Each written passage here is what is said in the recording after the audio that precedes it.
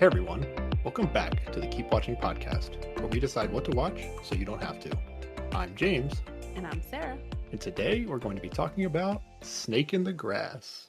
Now, Sarah, before I ask you anything, Okay. I sort of say I'm always looking forward to talking with you on the podcast about whatever show we're going to watch. Uh-huh. But I am super excited to be talking about Snake in the Grass today. It is definitely your type of show. Yeah. I didn't even realize how much I was going to like this until I really watched it and was like taking notes and stuff. And I was like, wait, this is pretty good. So I'm going to spoil what I think about this show off the bat, but you can hold That's off fair. for what you Okay. thought about the show. I will remain mysterious. But okay, what's up, Sarah? How you doing? I'm doing pretty okay. The segment of our audience who I thought would enjoy the Gallivant episode have proven to be excited about the fact that there's a Gallivant episode. Nice. I definitely got some feedback from one of our listeners who was pumped about having us talk about Gallivant. Nice. That's a good clutch choice, Sarah. But unfortunately for you, Okay. she had some shit to say about your Aladdin opinions.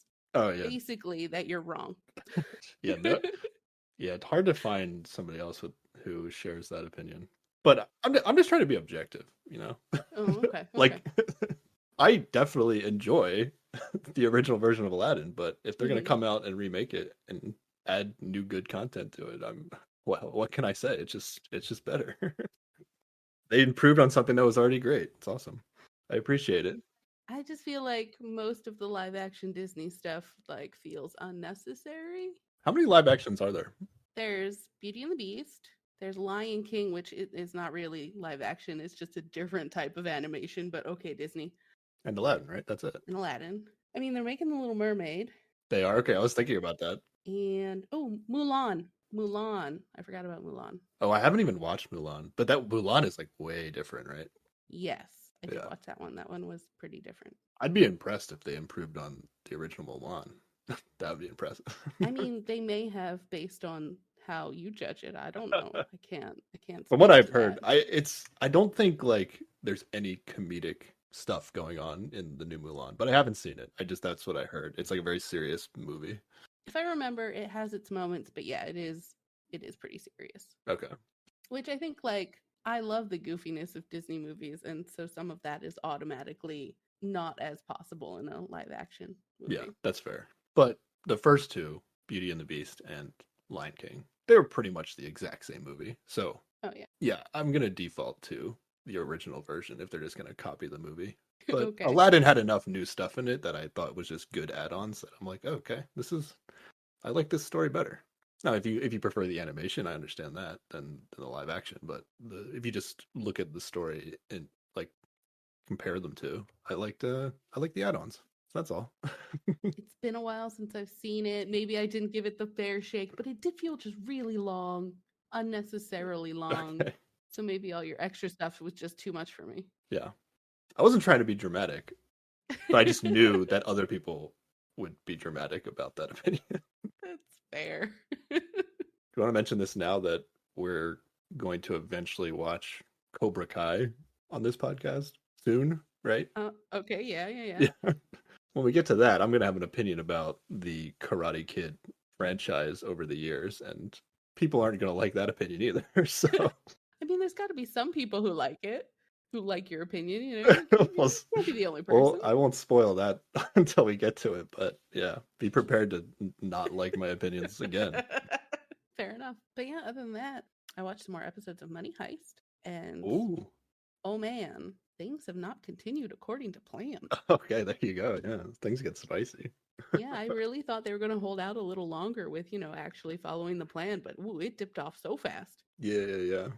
But there's always contingencies on the plan, I just feel like for how smart this professor guy is, like, he did a real bad job picking people. I'm sure the pool of people to choose from wasn't great, but yeah. I don't know. There had to be better. It's like all of them are the worst case scenario. Maybe not all of them. You literally had to pick people with nothing to lose because otherwise it's just like way too crazy to try if you have any value to your I don't life know. There's got to be whatsoever. some professional, like, heisty criminal people who are like, yes, I am down for a professional job. I will not make bad decisions and start boning everyone and or killing people and or whatever other nonsense they Okay. get up Wait, how to. many episodes have you watched though? Oh, I think I'm in the 5th episode I've watched. Okay. I don't know how many So, backstories you've gotten to. Did you get to the Berlin backstory? no. But Okay. I mean, I just think baseline, you don't pick someone who is clearly a sociopath to be your lead guy, like, and say don't hurt anybody. Like, no. I think the professor, as like, well, like how intuitive he is into human actions, like he could foresee that that guy's gonna be a problem, but nope. He may have foreseen it. We'll see. I don't know. Okay. I I think yeah, it's well explained eventually. I don't. I think you'll have it. I think your opinion may change later. Okay, I will continue watching and we'll see how that evolves. Okay. I look forward to your updates on Monday Heist. They may come in slow because Yeah. again, it's a show you got to focus on if I'm going to watch it in subtitles, Yeah. but I will maintain forward. Okay. Great. Great. Great. Great. So, Well. how about your week? Okay. Well, I finished all of Gallivant. Nice. AKA, I watched the second season, which is the end of Gallivant. Mm-hmm. Final Um. thoughts? Well, I'll give you my thoughts on season two. Mm-hmm. I thought they actually like really stepped up their song game in season two Yeah. because and that was I already thought the songs were the best part of the show, Mm-hmm. so I didn't realize that there was like a next level. Yeah. But because you were saying that you listened to like the soundtrack of Yes, I this do. TV show, but Mm-hmm. most of the songs are coming from the second season, right? I mean, they have like all the songs in there, so It's just all of them. Okay, I feel like yeah. season one, like they had songs, but like they weren't like full blown songs that you would listen to like on a as like a track on like a playlist. Okay, But well, here's the thing. Like, maybe not as a musical person, you don't have this feeling, but yes, they are songs you would listen to if you're into oh, musicals. really? Yeah. Okay. But I thought season two was like okay, the songs they're doing in season two are like more like full length songs that you would listen to. Okay. But I have a couple of these. When I first realized that these songs were getting more intense was the song "Off with His Shirt." That was a good one. I liked that Yeah, one. that was pretty good. I like the Kylie Minogue cameo in the gay bar in the middle of the woods. That was great. Yeah, I didn't even know who that was, but I put together that all these cameos were like big deals, but I Mhm. did not know who they were in the season two. And can I take a guess as to what your favorite song is? Sure. Do you have one? I'm trying to think from season 2. Oh, I do have one. Okay, go. Okay, My Kind of Princess. It's not that one. Darn it. But Okay. I do love that they do have a bisexual, ridiculous princess who is just like, fuck all this noise. That is an excellent number and an Yeah, excellent part of the that show. that song was like had no business being part of the story at all. Like it was literally like so forced into the plot, in my It opinion. was Like it it came was out an of nowhere. excuse to like get that tiara knocked off so she could get her brain back and go be the tough Yeah, princess she normally I is. think they wrote the song and then figured out how to put it in the show.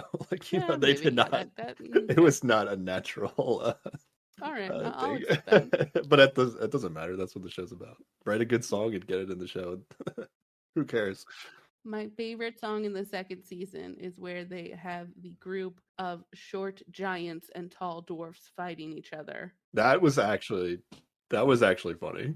Yeah, that was great. The people that are the same height thinking that they're some of them are giants and some of them are Hmm. dwarfs and they're in a war against each other about it. That actually was I actually thought that was funny. Yeah.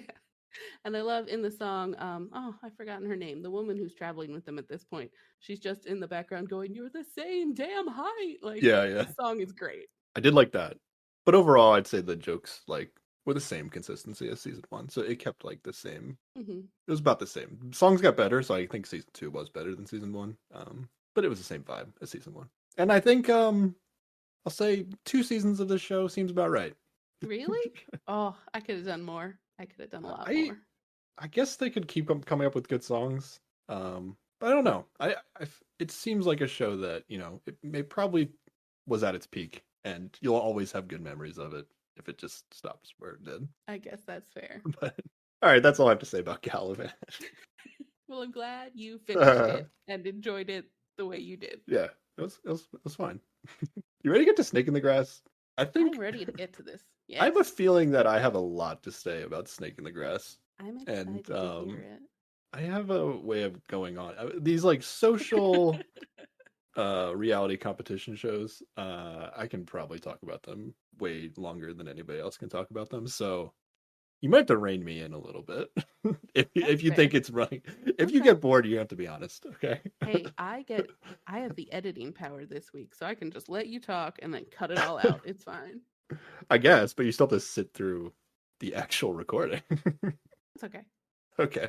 How about we start with you talking about your great love for competitive reality shows? Like, what's your history with this genre? I'm a huge Survivor fan. I think that's the king of the mountain when it comes to these kind of shows. Mm-hmm. But I also watch Big Brother, and I don't know. I guess I don't. I feel like there aren't that many pure reality competition shows like this. Mm-hmm. I'm trying to think. I recently started watching The Challenge, but that's much more like the challenges matter more than like the social game. Yeah. So I would say this is like a super like mini version of Survivor ish because there is like a vote at the end. Yeah. There are a lot of survivor elements. Yeah.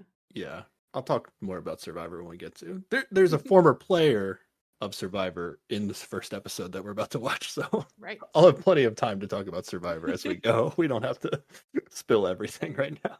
Yeah, yeah, yeah. So Sarah, what's your history, if any, with reality competition shows? Okay, so way back when Survivor first started, my mom would watch it. And I think she still does. She still absolutely loves that show. Oh, really? I didn't know that. So oh yeah. I think I saw the first season, and then after that it would just be like an occasional episode as I walk through the living room. Okay.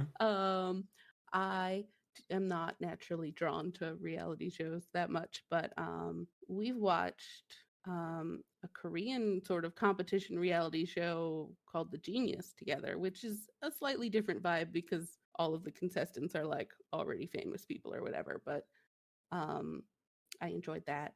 And then this past season of Survivor, you got me to watch, and I made it all the way through, and I did enjoy it. And I may or may not watch future seasons of Survivor.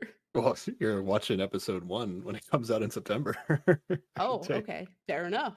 If you get me to watch one episode, it's probably easy enough to just get me through the rest of the season if the people are compelling enough. So Yeah, I'm not going to be on a podcast about TV shows, and we're not talking about the premiere of every Survivor season when it comes out, at least. fair enough. I guess I'm watching all future seasons of At least Survivor because episode 1. Yeah, I think like almost everybody that was alive saw the first season of Survivor, or at least like the finale of it, because the ratings for the first season of Survivor were like bigger than the Super Bowl ratings, something like wow. that. Okay. And then it steadily gets lower until it's where it is today, where it's just like a constant, like, the fans that watch the show. There's enough fans that consistently watch the show that they can keep doing it, which is great. But okay, let's talk about Snake in the Grass. Okay. Snake in the Grass came out this year, 2022, and it's still going. I think it came out like 3 weeks ago. Okay. Yeah, because there's only 3 episodes out right now. And we watched it on either NBC.com or USANetwork.com. Correct. But it also, new episodes are airing every Monday at 11 p.m. on the USA Network. Hopefully, eventually, it will make its way to the Peacock streaming service. And you won't have to watch it with commercials because you have no choice if you're watching it on where we're watching it now. I'm going to give the breakdown that I gave last week of what this show is to get people hyped. This is from the Game Shows Wiki. In order to win, the 4 must figure out which one is a snake. So there's 4 players in the show. Mm-hmm. The snake is a saboteur who is secretly undermining the group every step of the way. The players compete in a series of grueling and mind-twisting challenges, from retrieving game pieces suspended on high wires over a 500-foot canyon to scaling the face of a cliff to solve puzzles. With each successfully completed challenge, the competitors win a clue that helps reveal the identity of the snake. Not wanting to be identified, the snake does whatever it takes to prevent the players from winning the clues by sabotaging their journey any chance they get. aka sabotaging the challenges if they choose to. After overnighting in the remote and rugged Central American jungle, were you wondering where this was filmed, Sarah? I actually had not thought of it, Okay. but could they be less precise? I'm guessing they filmed episodes in different locations is why they're not being specific here. I want to say that this first episode is in Guatemala, and we can get to the city name that the name that's like on the map. We can. Oh, I didn't even pay attention Okay. to the map. Okay. I'm I guessing. missed I'm it. guessing. Okay. Okay. So after they do the challenges and get the clues, the group will meet in the snake pit where they must determine who they think the saboteur is. And if the three players can successfully reveal the identity, they win the $100,000. But if they get it wrong, the snake walks away with all the money for themselves. So right off the bat, if you're just doing like the math on this, like you want to be the snake on this show, right, Sarah? I guess, except like whenever I play any sort of lying game, like board game wise, I never want to be the person because I feel like I'm pretty bad at it. Okay, yeah. If you take like okay, there's a 25% chance of getting the snake right because there's four people. Mm-hmm. You definitely want to be the snake, but who knows like how hard it is, and we can definitely discuss that along the way. How hard is it to be the snake on this show? But my instincts would tell me like if the producers came to me and were like, "Hey, would you rather be the snake or not the snake?" I'd be like, "Make me the snake," because it's just like way better chance of winning more money. First off, this sounds super dangerous, right? Like, I don't Some know. of these To me, challenges when are they're like, dangerous. Yeah. yeah, they're doing these challenges and then someone has to try and sabotage that. That seems like an unsafe environment. Oh, But okay, yeah. Everybody's, they're not gonna they're gonna yeah. sabotage the mechanics of the challenge, not the players themselves. Yes, after actually watching an episode, I felt better about the safety of everyone. But just from that description, it's like, oh no, there's going to be a murder. Yeah. In one episode is filmed over the course of 36 hours, and they are gonna at the end of each episode, they vote on amongst the four people who's the snake out of the four. So it's the entire competition is one episode of the show. You could go watch episode 2 and just be a brand new group of four people, which is pretty cool. You don't have to like binge it or yeah, like you do Survivor if you want to like understand all the relationships on the show. Right. But okay, before we start recapping the episode though, Sarah, do you want to talk about either like games or in some cases TV shows that you might have watched that have a similar saboteur mechanic, aka the snake in this this show? Well, you're gonna make me like remember names of board games I haven't played for 3 years because of the dark times. Well, I remember a few, but but in terms of shows, I would say this is actually a lot like the Korean reality show, another Korean reality show we watched called Crime Scene. Ooh, yes. But I think just baseline, the theme of Crime Scene is like more interesting to me because they're like solving a murder, but one of them's the murderer, and that's pretty fun. Yeah. What I like about this show, so Crime Scene is like the production sets up this fake crime scene in like a warehouse. So it'll be like an apartment building and they'll have like lines on the floor that like do all the different rooms in the apartment and they have to go to each room and like look for clues and stuff. But one of the people, so there's like 4 or 5 different people on the show, or like 6, I think. Yeah, 6 people on the show, and they're all trying to like solve the murder, but one of them is the murderer, and they're like role playing the different people that were involved or could have been involved in the murder. So it's similar to this where they have like backstories that they're given. In this, it's their real life backstory, not right. Yeah. And then they have to like role play, and whoever the snake is like lying the whole time, or whoever the murderer is in that show is lying the whole time. Similar to like this, maybe trying to hide some clues that might be found by other people. Yeah. Yeah, exactly. But what I like about this show compared to that one is that like there's actually a prize that's on the line in this show, whereas the other one is just kind of like TV personalities, and it's not necessarily about like they do care about it and they want to get the right answer, but it's not like a huge deal to them if they don't win. Whereas right off the bat, this is for $100,000. The intensity of the people on this show is greater than the other show, which I appreciate. Some people in this show are very intense. Very intense. Oh, it's good. Yeah, we've played board games like this. So like one that people might have played, Secret Hitler, is like kind of a saboteur game, but it's kind of like a team saboteur game where there's multiple saboteurs. Oh, and there's Dead of Winter, which Dead is of a Winter, zombie yeah. survival situation where somebody may or may not be the saboteur. Or if you're like me, sometimes you accidentally pass out 2 saboteur cards or none, and you mess up the whole game for everybody. I do remember that. Has happened before. And then there's got to be one more. Oh, we've played Battlestar Galactica board game. What is that Oh, called? Was that what it's called? it's the Battlestar Galactica board game. Yeah, so people are Excellent trader game. what are the trader? That's another term. Yeah. What are the saboteurs called in the Cylons or something? Oh yeah, Cylons. Cylons, yeah. Okay. And it's fun because partway through somebody can turn into a Cylon. So Yeah. There's varying degrees of complexity to these board games that are more complex than Snake in the Grass, understandably. You had the idea that this would be some sort of competition between us in terms of figuring out who the snake is. I mean, it 100% is. It is? Okay. Is it not? It didn't have to be, but let's do it. Okay. I mean, okay. Let's tell people what we're actually doing today. In terms of we're watching this show different than we've watched any show so far. Yes, we have watched this show up until the host said, "Okay, time to vote," and then we're going to talk about the show all the way through that. Then we're going to take a little break, go away, watch the last 10 minutes of the show where they actually vote, and then come back and talk about who was wrong. I want to know who the snake is so bad. I barely remembered that I had to stop the show when we got to that part. So you already have a guess that you wrote down, I'm assuming. I mean, I have.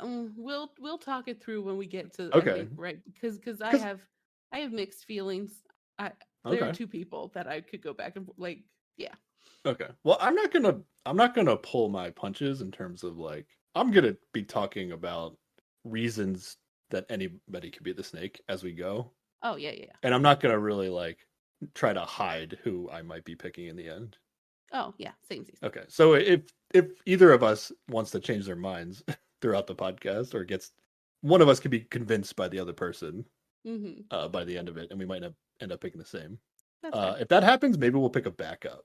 If you want it to be a competition, we'll pick a backup person and then see if it isn't the first person to see who's had the better backup person. All right, are you ready to get into this? I am so ready. I have so much to say about this show. Right off the bat, this show is intense right away. Oh, yeah. So it just has text that comes on the screen. And I wrote down the text that comes on the screen. Okay. And it has the host for this show, his name is Bobby Bones, which is a great name. When that man said his name, I had to pause and regain my composure because when you say the name Bobby Bones, I expect a cute little animated skeleton boy. Yeah. but it's a real human man. Well, this is probably a stage name, but still. It's his real name that he goes by in his professional career, yeah. Okay, but the show opens and it's Bobby Bones doing the voiceover. He says, "Watch closely. Beware of the saboteur. Can you spot the liar? One of these 4 is the snake." Dun, dun, dun. And then we get a very dramatic opening montage of it's partially what's going to happen in this episode, but I think it's also stuff that's going to happen in future episodes. Yeah. But we get a lot of people yelling at each other, and then there's scorpions because they're going through the jungle on they're making a trek through the jungle supposedly. Yeah. And then there's going to be 3 clues along the way that are going to help the contestants identify the snake, and they showed highlights of people destroying the clues. Ooh. So I guess if the snake can get their hand on a clue before the other 3 do, they can just rip it up or do whatever they want with it.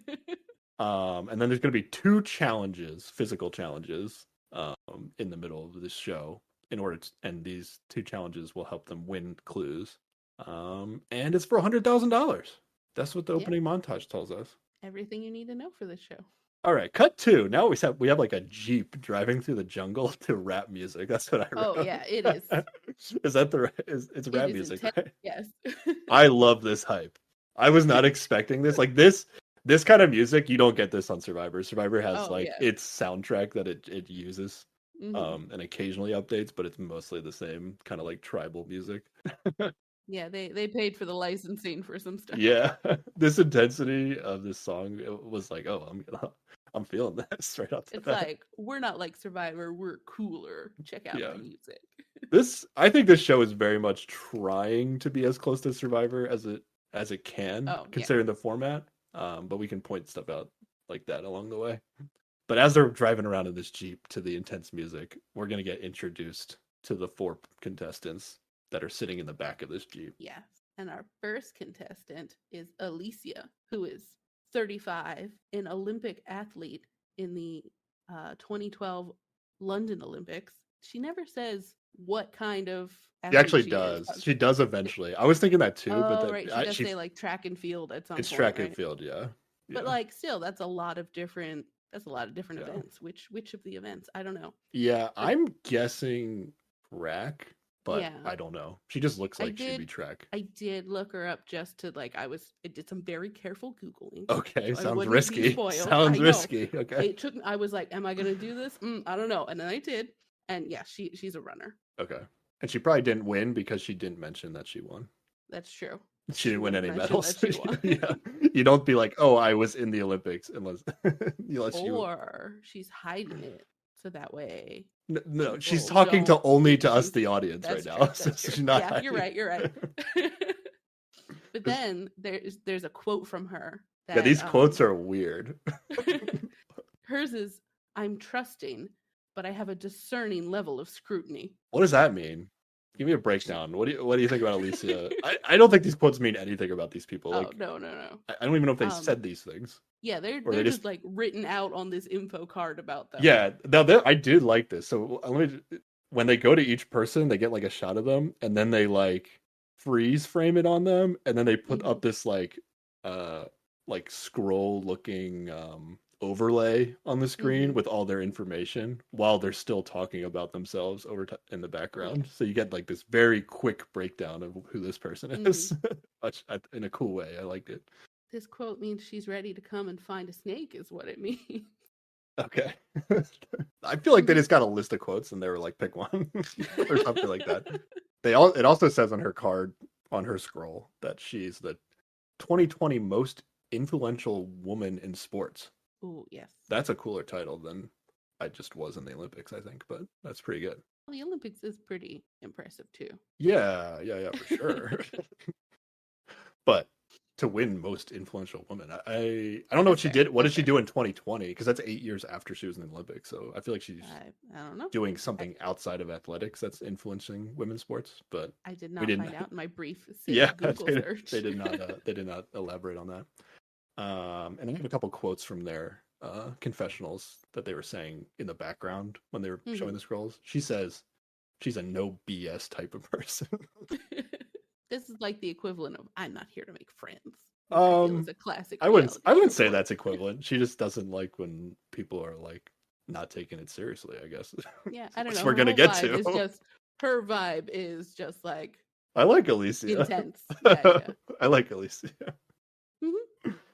All right, let's move on to the next person. Okay, next we have John, who is 33.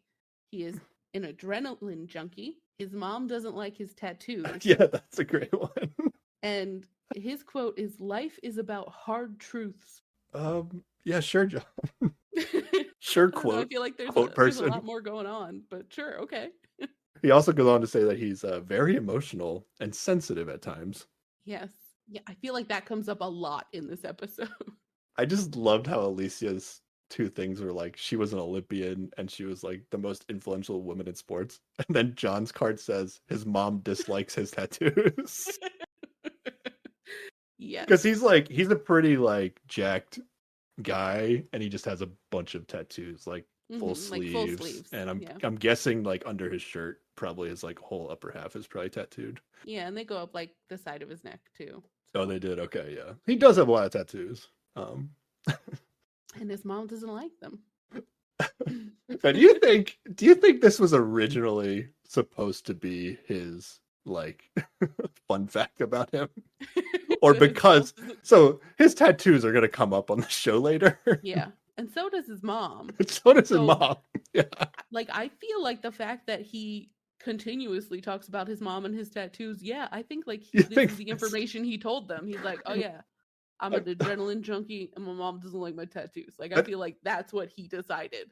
So some of these things that that are on their scroll, they're gonna like reiterate in the confessional that's going on while it's showing on the screen.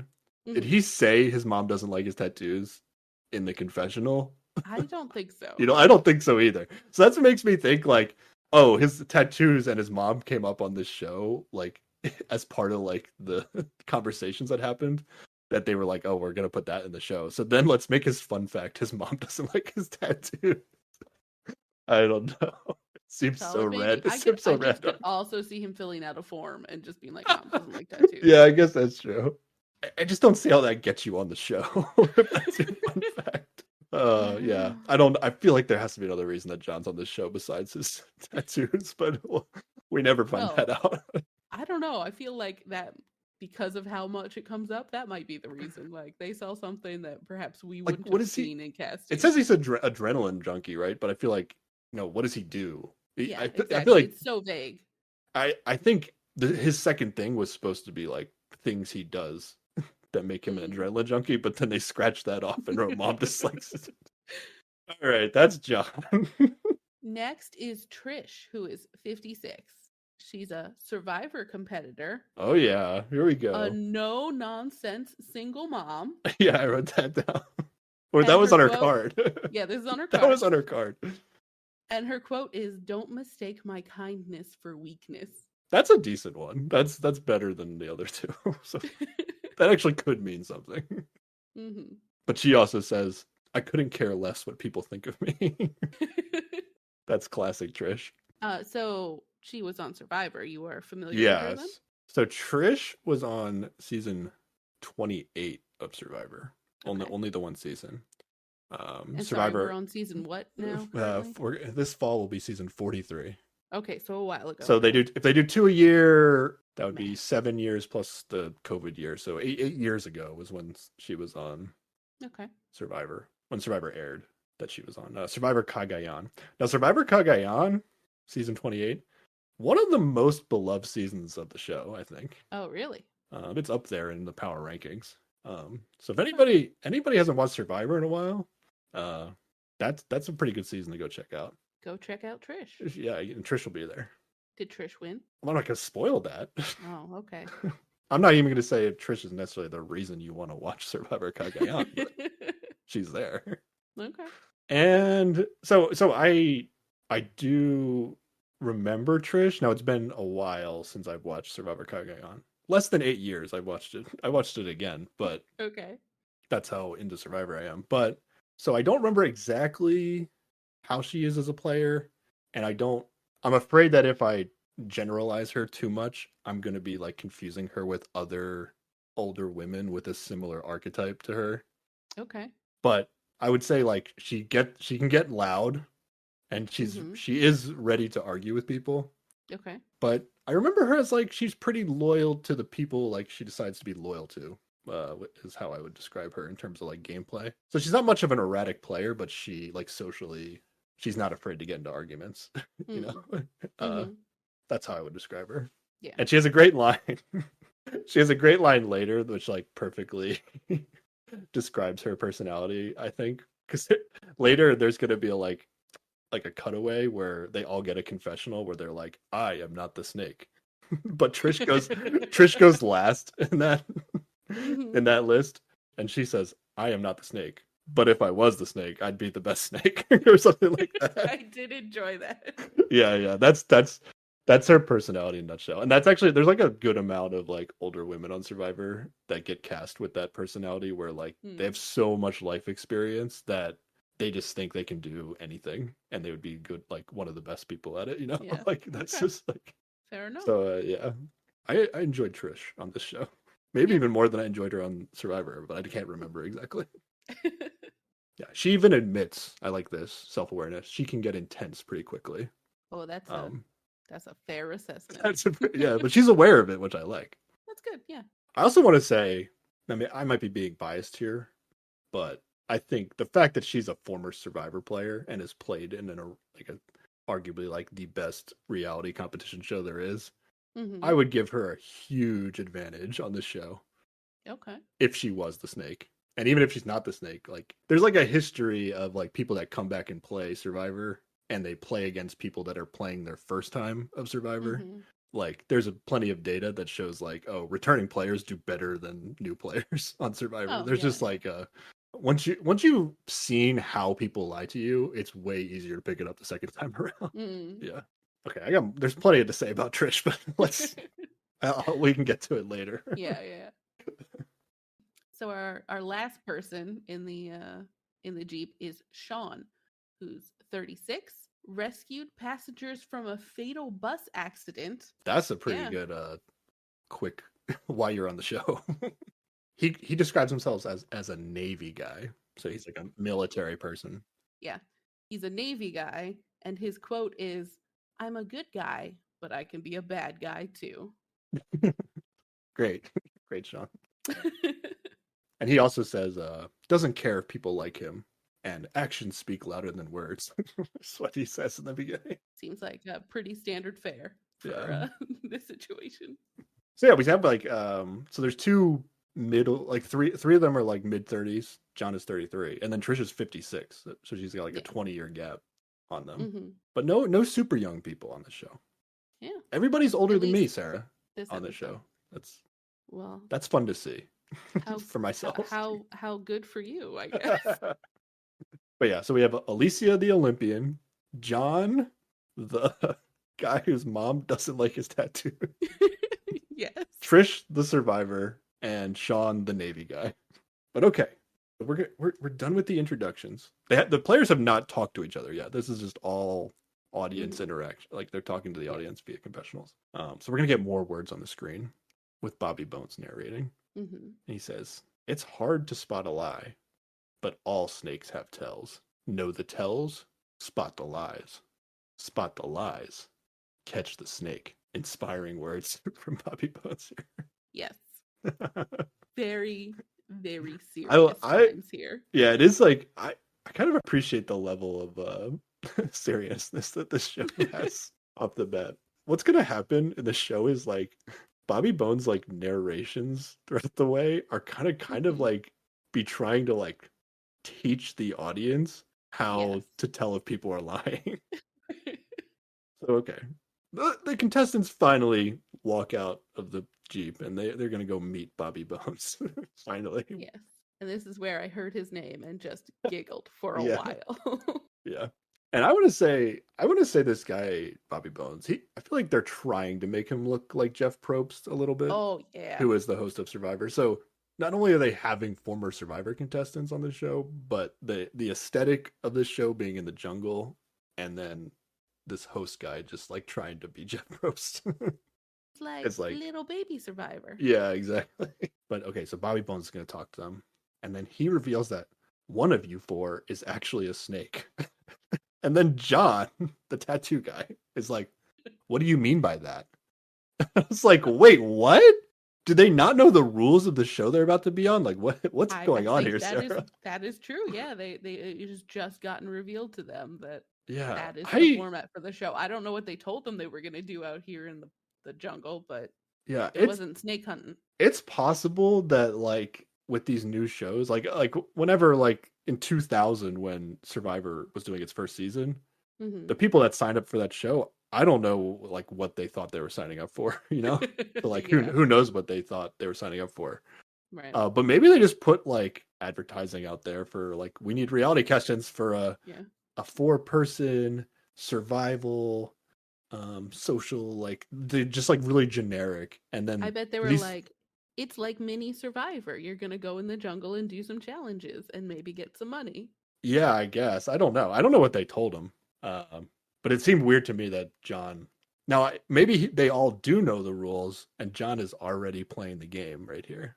Well, also, at least one of them knows the rules, What? right? Because one of them has to know that they're the snake already, I would assume. Yeah. So maybe Or that was John just faking it. or do they not know when they're meeting him here, and Oh, then and then pull him production aside and like be pulls like, him "You're aside the and snake." lets them know? That's possible. That's possible. Other than John saying, "What do you mean by that?" I don't think there's any like tells that come up No, Alicia looks so before. intense. So Yeah. intense. So But she always looks really intense. But I don't know. I made a note that, like, she looks too intense right now. it's possible that they're showing up to the show and then they're finding out all the rules, which is actually kind of cool. Mm-hmm. Um, I would imagine that in order to get some of these former Survivor contestants, that they would have to have at least some idea of what the competition was going to be if they didn't know all the rules. But who knows? So this is when we're going to get all their confessionals of saying, Yes. like, They all say I they're am not the snake. And Trish is like, I'm not the snake, but if I was, I'd be the best snake. And again, Alicia's confessional of not the snake is also way too intense. That's you think you already picked up on stuff from that? Yeah, from the very beginning, I'm like, Okay. this level of intensity is too damn high. What is going on? I didn't. No, okay. I didn't consider anything in the confessionals. Confessionals are always weird because they're you're by yourself with a camera. They're weird, So forced, edited situations. yeah, so I don't put a ton of value in them. It's more when they're gonna start like questioning each other later. I think you get a lot more out of that than you do the confessionals. Fair, but I was judging everyone. I got you. No, you gotta play the game. I think this is a fun like whodunit thing to watch. Yeah. Bobby Bones is going to explain 36 hours. There's going to be 3 snake clues in addition to the one that they're about to get for free, which he just tells them right now. And 2 others are going to be one in a challenge, and then one is going to be available at the campsite that they're going to stay overnight at. Correct. So what is the first clue, Sarah? The first clue is opinions and comments the snake likes to vent. They grew up in a house where kids came and went. Ooh. I was not ready for all the rhyming that was going to happen in this show. Survivor used to do that too. Like they would leave like notes for each challenge in like the mailbox that they have. And it would always be like a rhyming poem, and they would always like show it in like the early days of Survivor. And now they rarely, maybe like once a season, they'll show the contestants reading the tree mail. But yeah, this reminded me of like old school rhyming. It's very cutesy, a little sing-songy. Yeah. So that's what we've learned about our snake with the first clue. Already, do you have an opinion on who the snake is? My immediate thought when I heard this was like, okay, so the clues are going to be like actual things about their real life, I guess. Which is weird, and I'll get into that. I feel like Alicia and Trish are like famous enough that people might know their backstory, and I kind of thought like, okay, maybe they're not the snake because of that. Like if they were like, I don't know though, but they might also just know John and Alicia and Sean have like never watched Survivor or something like that, and maybe they know the other 3 like don't give a crap about the Olympics or something like that. So they have no idea. Maybe there's like a background check of that kind of sort, but I was already thinking from this clue that like it would be weird if Alicia or Trish were the snake, and this was a clue. Yeah, there are clues later that made me want to like Google some of them just to see if like, no, and I did not, but I wanted to. Yeah, and I also what made me think was like, does the snake know what the clues are going to be? I mean, because that gives them too much. You think it's too much of an advantage, right? Because like, I guess the game is just talking to people while you walk places and hoping that something they said shows up in a clue later. Like that's really, I guess, yeah. Or you can hear a clue and then start asking people questions that would relate to the clue. So they start asking people. They will have also heard the clue and then be like, "Oh, guess I gotta hide that part away." Like that's too easy, You think that's too easy? Or it's either that or you have to catch somebody trying to sabotage something. Like, yeah. I think It the snake knowing the seems clues ahead of time is just way too beneficial. okay. My thought was that I guess as somebody that would want to be the snake on the show, maybe I'm coming in from it from that perspective. But it seems like a lot to ask for somebody to come on the show and completely fabricate everything about their lives because anything about their lives could be used as a clue, you know? I So mean, they have to come up with an now, entirely different life. okay, Like they, yes, but yeah, now I'm thinking maybe I would be good at this because I play a lot of D&D, and that is just coming up with a whole fake persona. So maybe I'd be real good at this. good at being the snake. Yes. I mean, they might get suspicious when I'm like, I'm an 82-year-old baker who is now a wizard, but, you know, I think it's doable. I hope you would do better than that. I guess, but Amwin is my best character, so he gets a lot of airtime. And then my other thought was, ooh, if John. Okay, so when I saw like grew up in a house where kids came and went, that's like foster care is what it sounds Yeah, like. that's what it sounds like. And they say as much when they're like Yeah. discussing it. But eventually they're gonna ask like, oh, how many siblings did you have? Which like doesn't really relate to the clue, but kind of does, I guess. I guess Well, if you had a bunch of siblings, they could come and go. I don't know. Yeah, they might be busy with other stuff, and it just makes for a chaotic household, which is maybe what. Yeah, maybe what they're that getting is. Yeah, after. maybe that's what it is. Yeah. But then my thought was, okay, John's mom doesn't like his tattoos, but is it his birth mother? That's Ooh. true. You don't know, but that can also be true of all the It other could be true people of who anybody, didn't talk about their moms. because we already talked about John's mom. Yeah. That was my thought about John. Yeah, like maybe that's his clue, just so that way you, as an audience member, like make a connection of, ooh, we talked about a mom. Yeah. All right. Did you have any thoughts on this clue? Did you solve the mystery from this clue alone? No, but at this point I was like, Alicia's too intense. She's suspicious. Oh, really? Okay. Yeah, real early I latched onto her. I don't have anything on Alicia from this.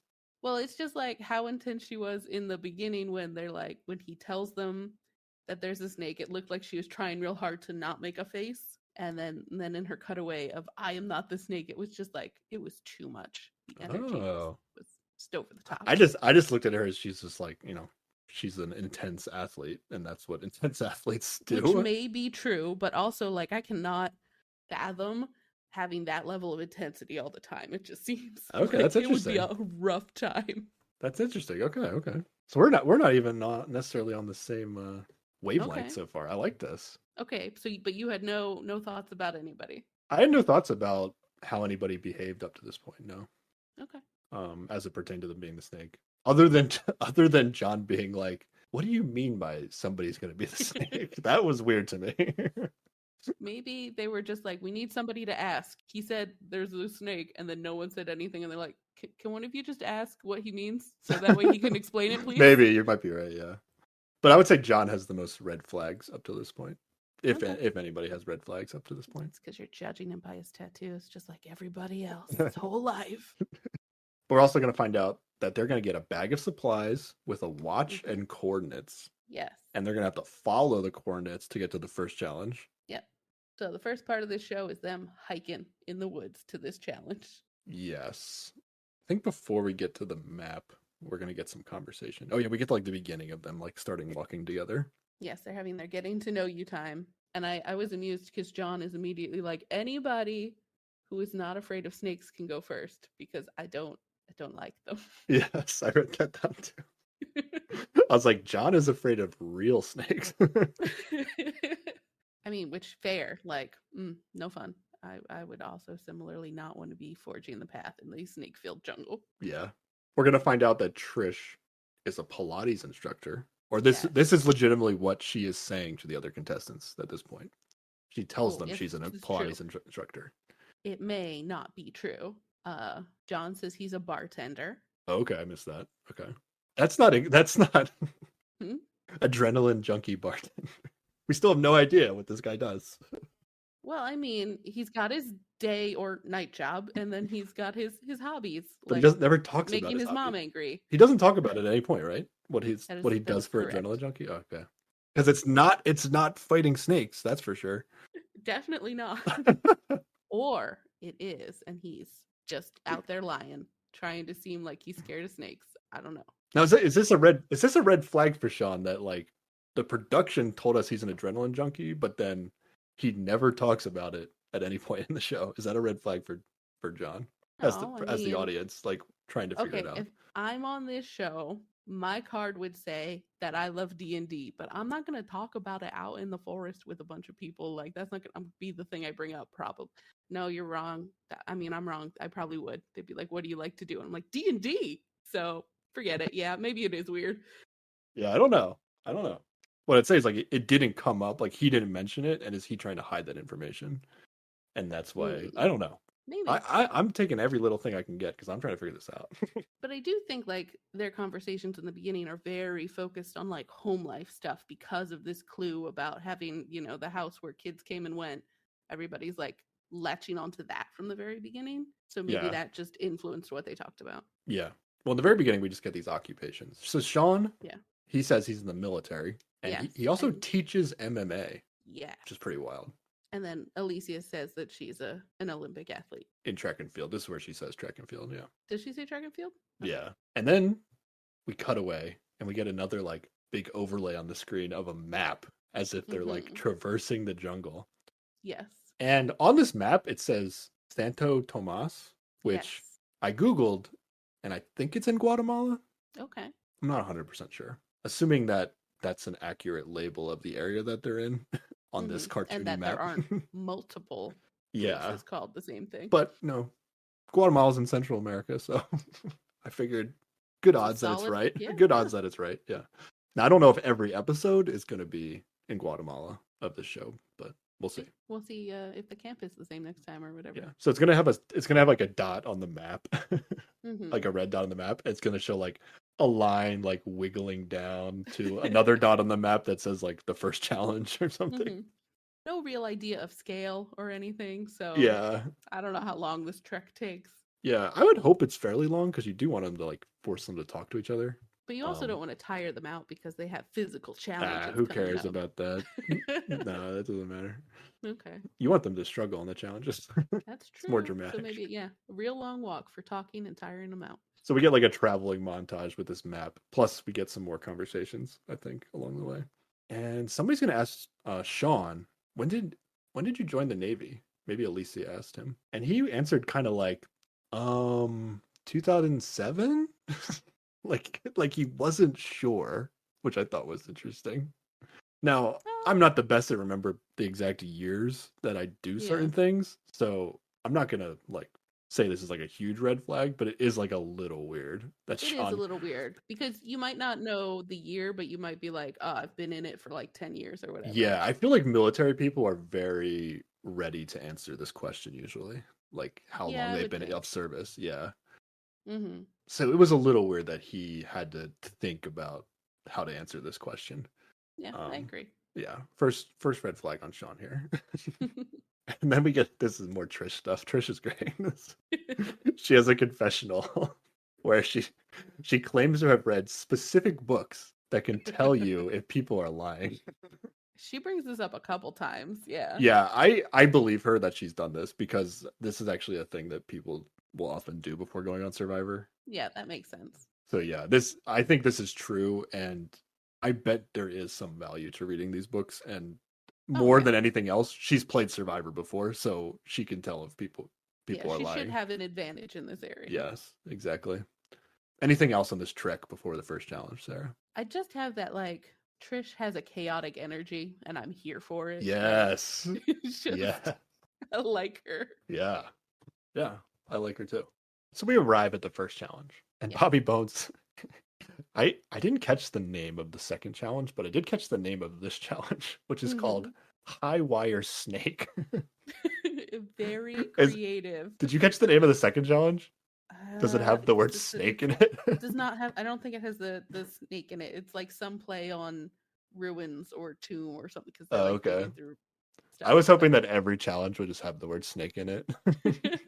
But before we get to the challenge, Bobby is gonna like start talking to them about their journey to the first on the way to the first challenge, and he almost like forces them to say like, "Oh, who do you think the snake is right now?" And it's like they haven't even done a challenge yet.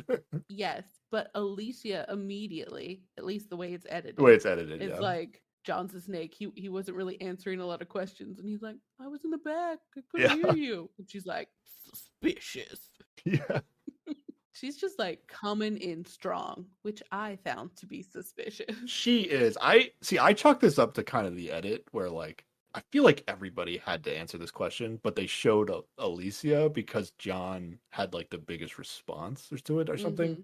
That makes sense. I actually do agree with Alicia here that John's response is like kind of defensive. Yeah, but like he could have just been like, it is a valid point. Like, if you're walking in a straight line of people in front of you and like everyone is facing away from you, it can be harder to hear. Yeah, but he chose where to be in the line because he was afraid of snakes. Supposedly. Well, he tried to go in the middle, but then everybody just Oh yeah, that actually did happen. Yeah. So I don't know. That's entirely his fault. But I maybe, don't know that I'm on the John is the snake train. Just I'm not saying everybody's snake. I'm just going to point out anything that could mean that yeah. you are being untruthful. Mm-hmm. Not if you were the snake, not a bad idea to be in the back though, because then you might take have to answer less that questions. So able that's to hear things. Yep. You know, he was trying not to be in the front, so it could be something. I agree. It's a good move. So Sarah, do you want to describe this challenge? Attempt to describe this challenge. Okay. So there is a canyon. There are 3 wires across this canyon, and at one end there are also 3 crates that are attached to said wires. And 2 people are going to go out on the outer wires, unhook one of the crates, hopefully both hold it and bring it back. And the way they come back is the other 2 people have to reel them in, but they also have to like hold on to this little locking mechanism above them that will allow them to slide back in. And in these crates are little medals that they have to get so many snake medallions to put on this stand, and they only have 25 minutes to get it done. Very hard challenge to describe without any visual aid. It's I was confused watching it. Yeah. They don't need all of the boxes. Yeah, that was confusing. But they definitely need more than one box. Yeah, because they need to get like 5 snake medallions, but each box has like a different amount. The first one only had 1 in it, which seemed. And you said 3 boxes. I feel like there were more than 3 boxes. Were there? I don't know. I thought there were only 3. I missed. They only interacted with 3 during what we were watching. Okay, I thought like at the bottom of the canyon, like when they dropped one, that there was like I thought I saw more dropped boxes than what we saw, but I don't know. Maybe that was like a test for production or something. Yeah, maybe. Oh, it's important to note that the people out on the wires are in crazy harnesses. Yeah, their safety is not a concern. Yeah, it's as safe as it gets for these things. Yeah. Yeah. I think one of the so like the first box I think only has like 1 medallion in it. Yeah. And then there's more medallions in the future boxes, but they're they get heavier. And somehow like the last box, I think the last box, they have to get like 5 of these medallions. I think the last box has like 4 in it, but it's like super heavy. So even if they drop a couple boxes along the way, they can still come back if they can get like the super heavy box at the end, is the idea. Right. It was kind of hard to follow this. Yes. But the things to highlight here are that like I am not familiar with these harnesses and these cables and how they work. Mm-hmm. But like you said, there's like a grip thing that the person out on the canyon has to like hold so that the person that's not out on the canyon can like hold them back in. And if you don't squeeze this thing hard enough, there's going to be like too much friction, and you won't be able to. You'll get stuck. Won't be able to go anywhere. So you basically like need a lot of hand strength. And this was weird because I feel like the show went into like more detail in this challenge and specifically pointed this out to us in a way that like on a lot of competition shows, like there would be no reason to explain this point because you would just be like, oh, you're going to go out there and retrieve the boxes above the canyon and then you bring them back. But they had to like talk about this because it's going to come up in the challenge. Yeah.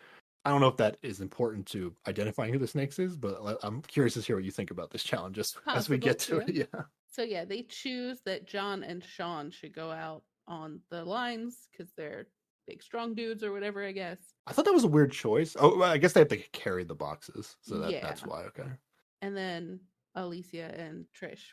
are going to stay on the. Are going to stay and pull them, reel them back in. Yeah. Which basically means they're doing nothing for most of the time. Yeah, it turns out that way. I see. If you're the snake in this, it's super easy to sabotage if you're out hanging on the canyon because you can just drop the boxes. I don't know what you would reeling do. In, I don't know what you're. Yeah. Correct. You could reel in slowly, and try to waste time, I guess. Or you could try to like reel in one person faster than the other one is, so they get like disconnected a little bit or something, maybe. Because if like they're both if they were holding carrying it together, the crate, that would be difficult. Yeah, I guess there's some stuff you can do, but that's not going to come up because of how this challenge goes. But even before they go out, Alicia says to John, they're like, if you drop it, we know you're the snake. It's like, that's not how bodies work, you know? Well, like, John sometimes does. You're just not strong enough for things. John does look very strong, and it's coming out the fact that like Alicia already was thinking that John was the snake, so she was like, yeah. Yeah, she's just kind of being shitty to him for no real reason here. Alicia's just super competitive, you know? Yeah, but is that beneficial to her in this moment? I don't think so. So you think this is more Alicia red flags? I don't know that she's being like she's the snake. I just mean it means she might be a little bit of a jerk. Interesting. That's not. I didn't take that at all. Or it might be she's the snake and really trying to push the he's the snake agenda. Yeah, that's what I thought. It's either that or this is just her personality. I don't think she was being like offensive. She was just like. It's just she was saying the reality of the situation. Confrontational thing to say. I guess it's fine. It's fine. Yeah. John and Sean are out there. They're gonna get to the first box. They get out there pretty easily. But they get to the first box and they're like, okay, they have to like unhook it, and they're both holding the box together. Yeah, it seems like complicated to try to unhook the box and not let it fall. Like, because it's tied in there pretty weirdly. Yeah. But they managed to do that, and they both have a hand on it. And then they both get a hand on it, and they're holding it, but neither of them at first can squeeze the thing that allows them to get pulled in. Yeah. And Sean is really struggling with it, the Navy guy. Yeah. But John is able to get his going, and then he ends up just kind of taking the crate back himself while Sean continues to struggle. Yeah. And he's like, this crate is so heavy, or at least John is making it look so heavy that like his arm is like straight down and he's not even bending it. Mm-hmm. And this is the lightest crate. Correct. And it also just has to be like a really awkward like weight distribution situation to be into. Yeah, he has his hand above him to squeeze the thing, and then he has to, and then he's holding the box with one arm, which was not intended. Like, this is not how the challenge was intended to be done. It was intended for two people. You're supposed to both go down at the same time, each holding half the box. So pretty impressive.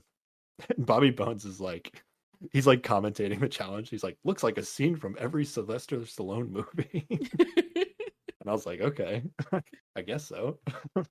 Is that something Jeff Probst would say, or does Bobby Bones? I don't think Jeff would. Jeff doesn't do stuff like that in challenges. I don't think he'll just be like hyping how impressive things were. I don't know if he would make an analogy like that. Okay. But Bobby Bones is doing his best to really hype up this challenge, basically. And they're calling this a canyon. Mm-hmm. I guess it is a canyon. I think of more like the Grand Canyon. But it is not the biggest canyon, but it's still a canyon. The fall is legitimately like 500 feet, it looks like. But it's not the widest canyon. Right. Yeah.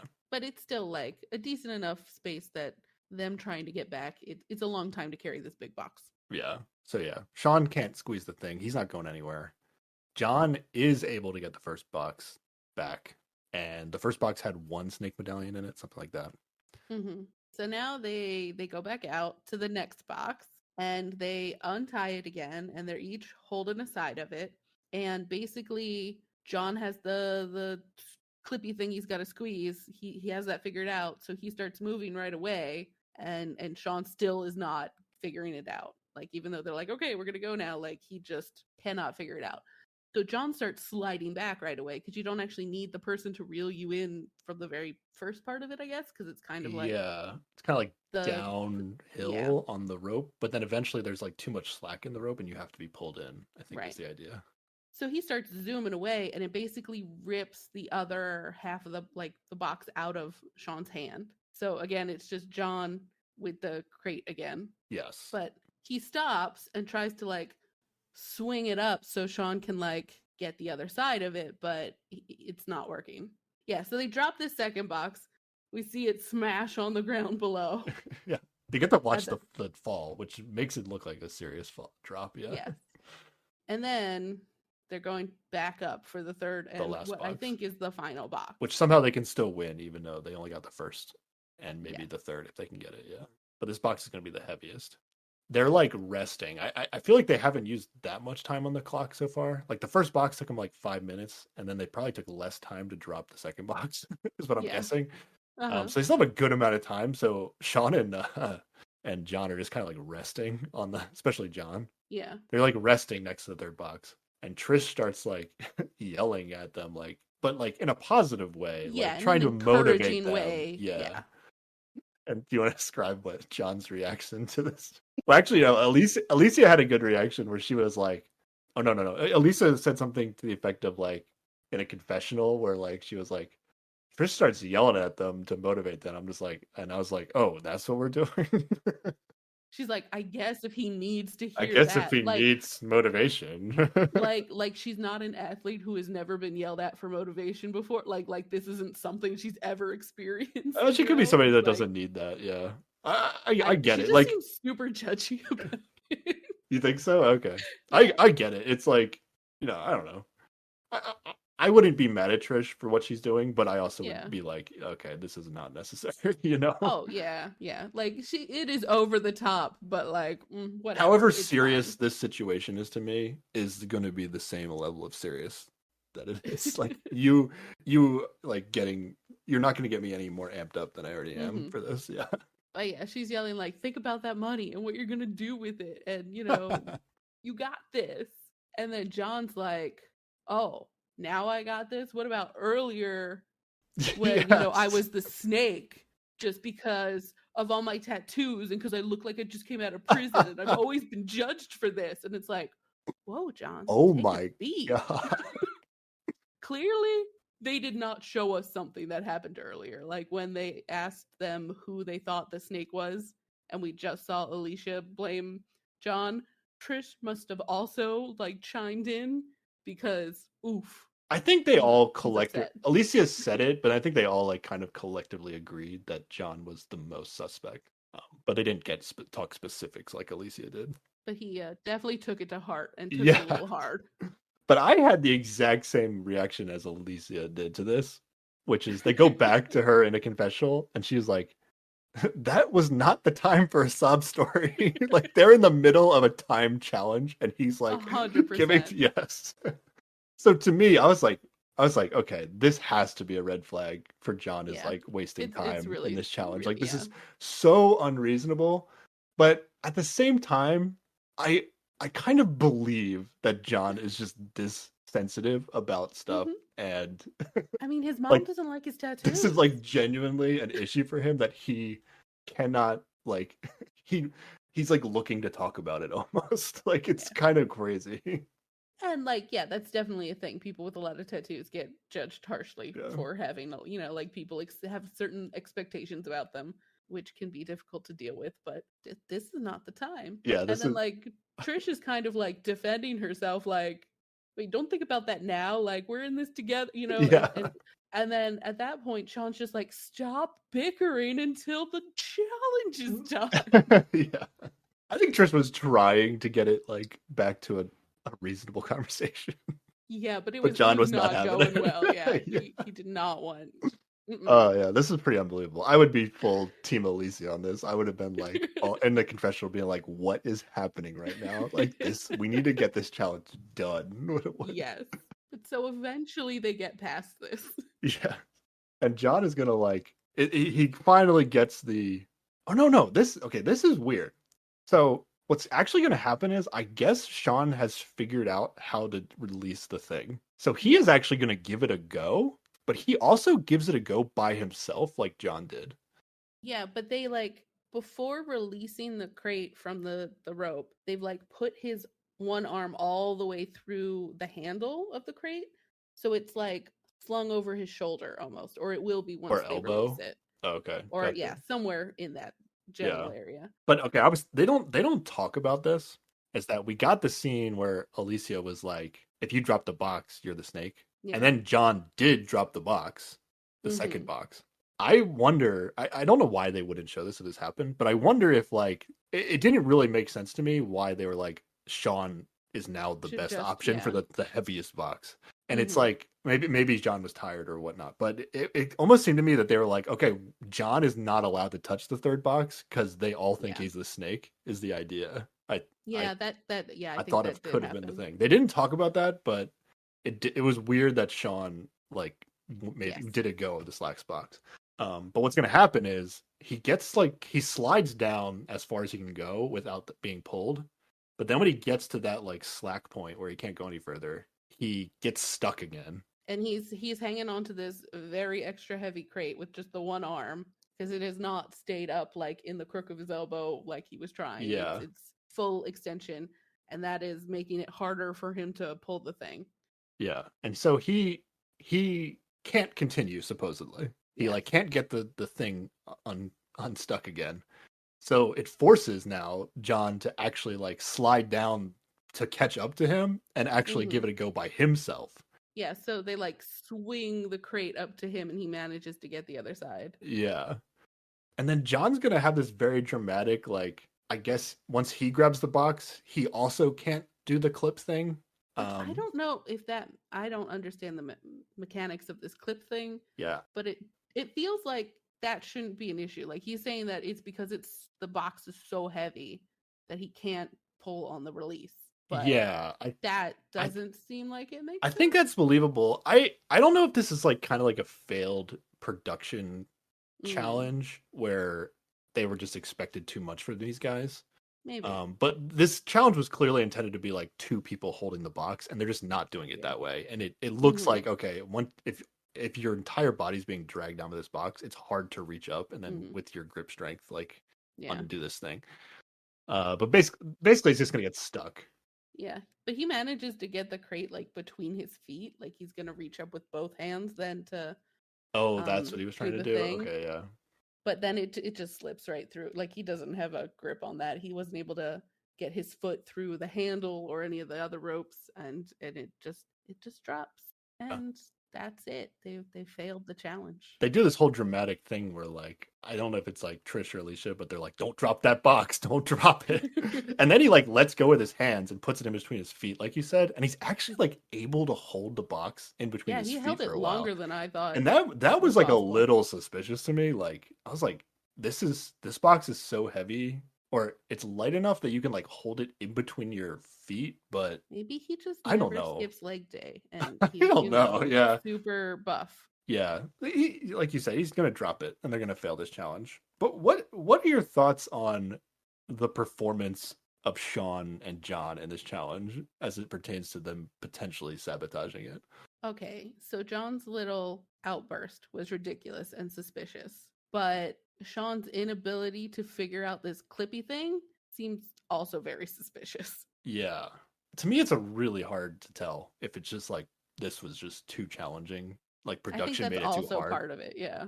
It's hard to tell, but considering like based on the first clue, I thought like, okay, it seems unlikely that production would have chosen Alicia and Trish to be the snakes. It put these two guys like at the top of my list in terms of who I thought the snake would be after this challenge. Yeah. It seemed like something between these two guys was fishy.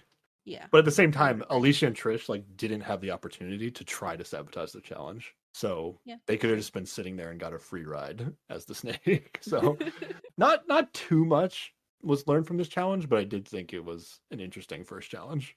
I'm hoping that production has learned from this at the very least, because I think there's some tweaking that needs to happen. Yeah, they can come up with something else. But yeah, so no first clue. But yeah, Bobby Bones even opens the little thing and he's like, "This is the clue, but I'm not going to give it to you." He does. I didn't even notice that. Yeah. So yeah, pretty intense first challenge, I'd say. Yeah, definitely. And still confused as to I do think it's interesting as like this is the first time like nobody's like when people played Survivor the first time, like there was essentially one guy who was like, you know, it would be a good idea, like if we just made an alliance and we all voted together, like, like, and like that was enough to be like they formed an alliance with like 4 people and they just like ran the show because everybody else was like, ew, alliances, that's like cheating. Like, and then that's now like that's not like the entire show, now. yeah, and you're in multiple alliances, and that's when it gets interesting. Mm-hmm. So I do think like the meta of like, okay, what do you do if you're the snake on the show is an interesting thing to think about.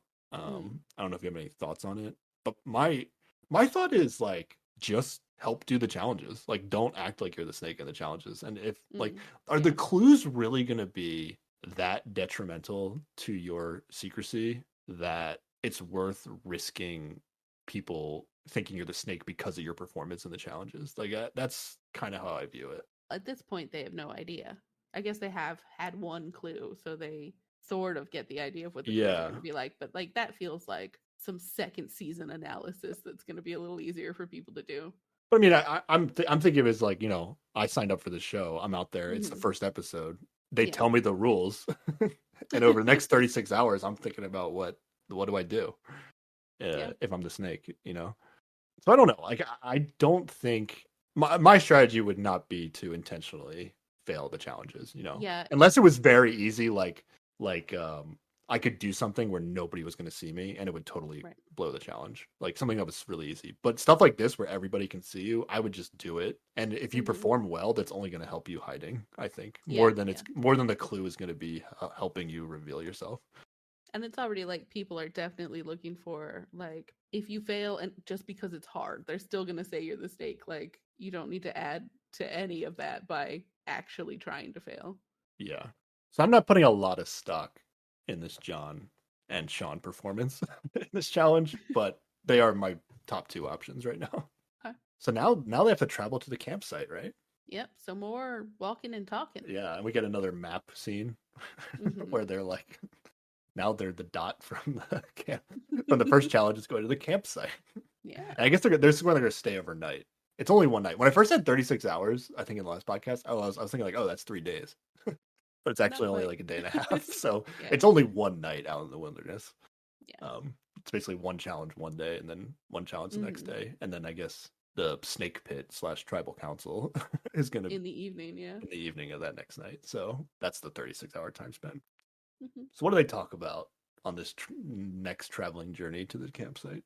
What do you have? Well, John initially tries to, you know, commiserate with Sean about like how his hips hurt because the harness was like digging in or whatever. Yeah, that's classic post-challenge talk. But then Alicia's like, oh, we got to talk about that. Like, we have to clear the air or whatever. Like, she immediately wants to get in on like, why'd you guys fuck up? John agrees though. He's like, yeah, we didn't get off on the right foot. You know, he's much more reasonable. He's trying to like clear the air and whatever, and she's like, I'm gonna figure out why you're the snake. You know? Oh, you think so? That's not. Yeah, you're all over Alicia. Your interpretation is so much different than mine. It's interesting. I think just like baseline, we're very, very different personalities, right? Like, I would say you don't have a lot in common.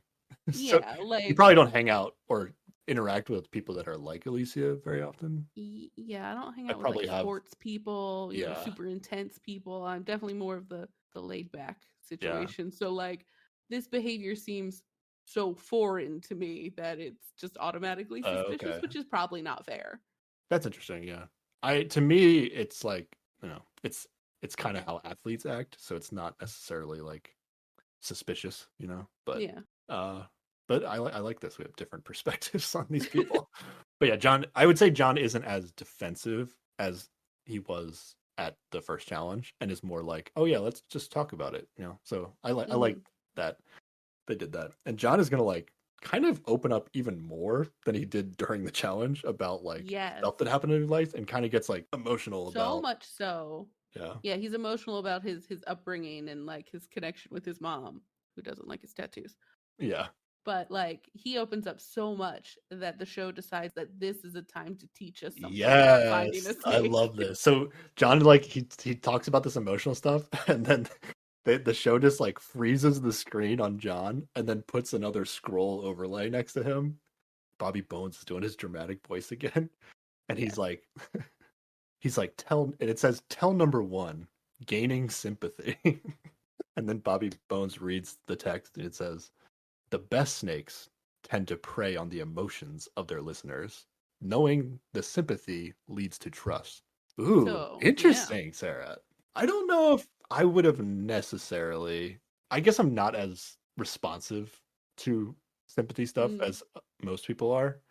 So Okay. I would not think that he was like trying to play me, by No? like telling me this stuff. No, I Okay. wouldn't. I would just think like, oh, this is just what he likes to talk about for some reason. Did you see the legitimacy of this tell? I mean, it is a reasonable idea.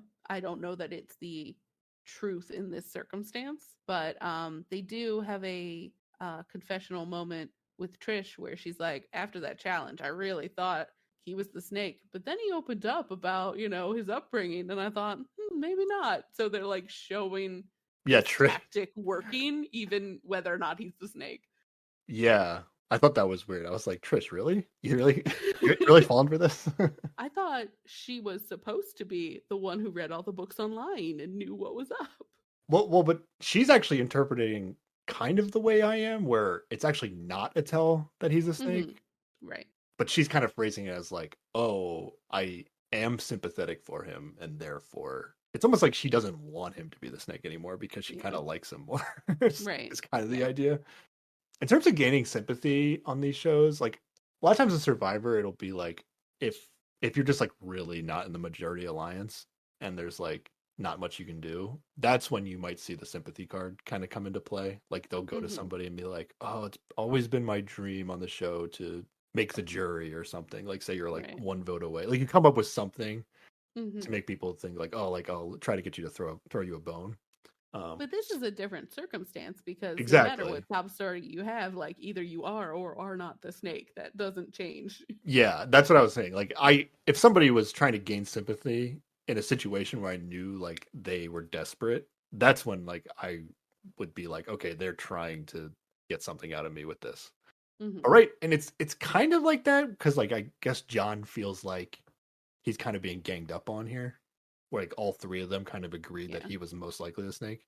So I guess it might like the tell might apply here, but I didn't put much stock into what he was saying. And also, it is sort of an excuse for like his outburst he had earlier, right? Which may otherwise be viewed as a time wasting tactic. So he's sort of explaining that away. Yeah, I get why he said what he said, but I don't Mm-hmm. really get why the show decided to be like, this is a tell that somebody might be the snake. Because Because this is like a they want to production teach you how to decision. find liars. Yeah, so this is going to be the first of three tells that production is going to Yes. put on the screen throughout the show. And the first one is about John gaining Mm-hmm. sympathy. Yes. So that's the big thing that happens on the way to the campsite. But then they're going to arrive at the campsite. And the sun has not quite set yet. So they're like, there's supposed to be a clue here. Time to look for clues. And people start to like spread out. But Alicia's just like, if the snake is alone and finds the clue, they're gonna destroy it, right? We should be together. Yeah, this was the clue that kind of confused me. Like this is the second of the three clues that they can win. But all it is just like a search for the clue once Yeah. they get to camp. And I Mm-hmm. think they knew about it before they got there. So it was like as soon as they got there, it was like a thing to do. Was Right. go look for the clue. And this is very survivor like with like finding idols Right, where right, it's right. like Everybody goes off to get firewood or whatever. I'm air quoting here. yeah. Now what they decide to do here though is like it seemed as though they all just kind of looked for the clue. Mm-hmm.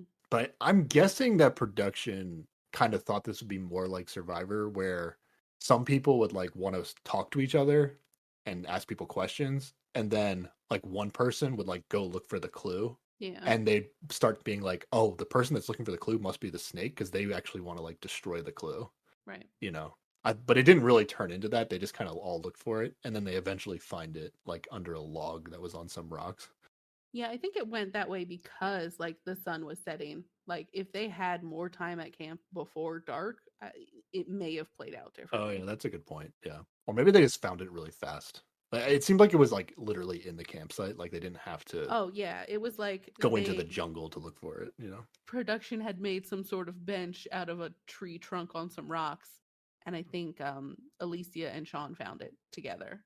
Yeah. What's the second clue, Sarah? So this clue is wanting to fly, the snake joined a big team that's known to aim high and have self-esteem. There you go. That's the second Yep. clue.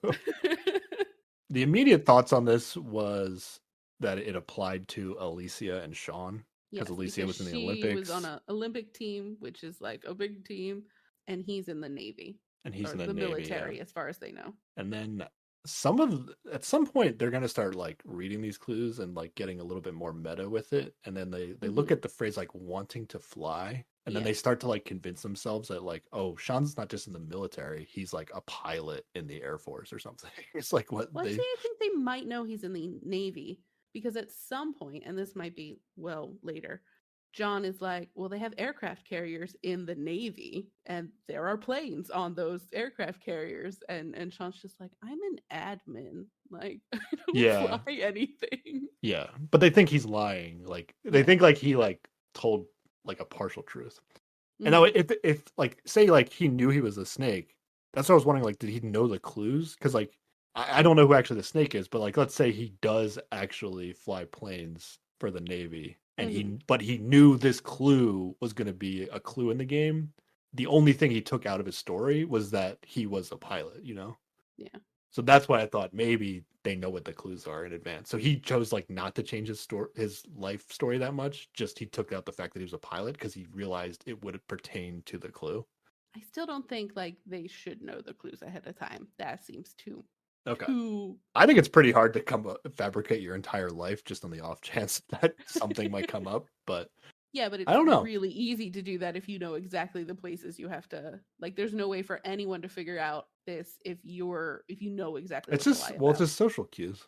And the idea is that when people lie, you're supposed to read that they're lying to you. Not necessarily I like guess. to me, the worst case scenario of this show is that whoever production chooses as the snake is just so bad at being the snake that everybody figures it out like in the first hour. And Yeah. then the rest of the show is almost like I guess production can do some things to try to like mix it up and like Bobby Bones could ask some leading questions or something to Yeah. make them like get off track. But I don't know. I would be worried that making it too hard for the snake would make the show bad. So that's why I was just thinking like, okay, maybe they know about the clues in advance. I don't know. We don't know. I just thought it was an interesting topic.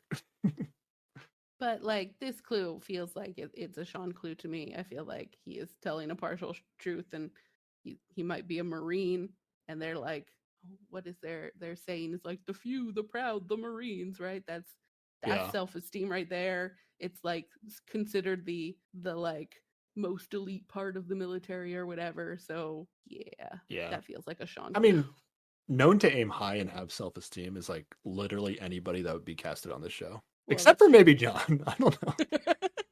But like Well, this is like a good way of describing Trish as well. mm-hmm. Um, like just everything she does in her life, she just aims high and she has high Yeah. self esteem. So But you don't know how high in the air he gets when he's doing his adrenaline junkie stuff because we that's don't know what it true. is. So we See, can't it know. literally could apply to anybody. That's what I think. Yeah. These clues are not things to worry about if you're the snake on this show. Don't worry about Yeah. the clues. And if you lose because of the clues, just blame it on production. You'll be like, I did a good job, but production screwed me over. That's what I Fair. think. Yeah. I mean, they have to, like, each clue has to apply to definitely more than Yeah. one person in an obvious way and everyone in a, if you think about it, too hard way. Yeah. But the way that we saw the show is that the production chose to show us the contestants thinking about Alicia and Sean after this clue. Mm-hmm.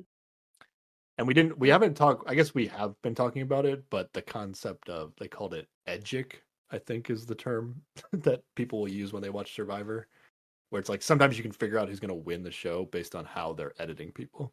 Oh, yeah. Which is And not a that's skill I have, which is why I figured you'd yeah. win figuring this out. But I've never seen the edit of this show, so I don't know how they edit it, but Mm-hmm. I am looking at the edit to some degree to come up with my theories, but I don't know if I should be doing that or not. Yeah, if I'm actually trying to get this right. Well, here's my question. Like with that, I was thinking about it and I was like, would the show want a big reveal? because that's exciting, or would they want it to be figured out, like have the audience Yeah. able to figure it out so they feel like smart and want to watch again? My instinct would say that for the first episode of the show, you would want the audience to be able to figure it out. Because I think Yeah. that's fun. And especially with our experience, because we play this game with each other when we watched the crime scene show.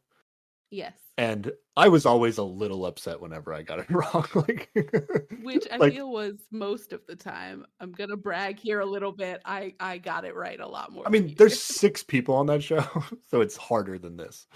Yeah. But yeah, like if I got too many wrong in a row for a certain amount of episodes, I'd start being like, this show, let's stop Yeah, we're watching not this show. watching it Yeah. anymore. So from my perspective, I would make the first episode easier than maybe other episodes where I want people to get it right. Or the other option is edit it in a way where you trick the audience, but you better have a good reveal as to why the snake is the snake if you're going to do that. So maybe there's a good reveal that is going to trick us. But it does feel like the show right now, in the way it's teaching you about tells and like, ooh, can you spot the lies and figure it out? It feels like it wants you to be able to figure it out. So it would be like a frustrating cop out if they were like, big reveal, here are the things you didn't know. I'd be like, well, then how was I supposed to figure it out? Yeah. So they get the second clue. And then Yes. Alicia, now I'm really curious what you think of this move. Alicia just announces to everybody that she's going to hold on to the clue. Yes.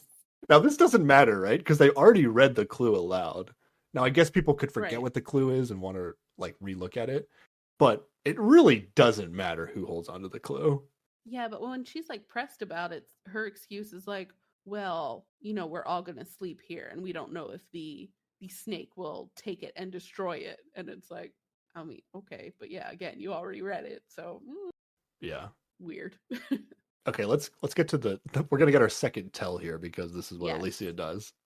So tell number 2 is called taking control. It says some snakes are narcissistic and will try to control people around them in order to deny accountability. And this is like the tell for Alicia because she's trying to hold on to the clue and take control. What did you think of this this tell, Sarah? It feels like a weird judgment call that they're saying this is based in narcissism, but okay. Yeah. I mean, taking control makes sense, but the words that they chose to use to like denying accountability is like, no, you're trying to control the situation so that way you don't look suspicious. Like, yeah. But what do you think of this idea of being like, I'm holding onto the clue? I wouldn't have even thought that it would matter. I wouldn't have even thought about it. But now that she did it, what do you think about it before I say what I think? It feels unnecessarily like confrontational again. Like, but in terms of, she could have just held on to it and then like put it in her bag over time when people stopped thinking about it. But she was just like, no, I'm doing it. Yeah, I agree with and that. then like when asked about it, she's like, no, and this might again be, she and I are completely different people, so this behavior seems very weird to me. I would just be like, sure, whatever, you want the clue, okay. Yeah. Man, now I just want to watch you play this game with Alicia. That seems like it'd be great TV. I would probably just not talk the whole time, and I'd just be like, okay. If you ever get on the show, they're casting you with Alicia, that's for sure. I do actually agree with you. It's weird what Alicia did. But in terms of it contributing to her potentially being the snake, what did you think? I don't think it means that. Okay. Because, like, again, everybody already heard the clue. There's not, like, she's not hiding any information from anyone. I mean, I guess she's hoping they'll forget about it, but which she kind of says as much in a scene we get in a moment where she is talking to Trish about it. And she says she hates having the clues because once you read the clue, no one will actually talk about that thing.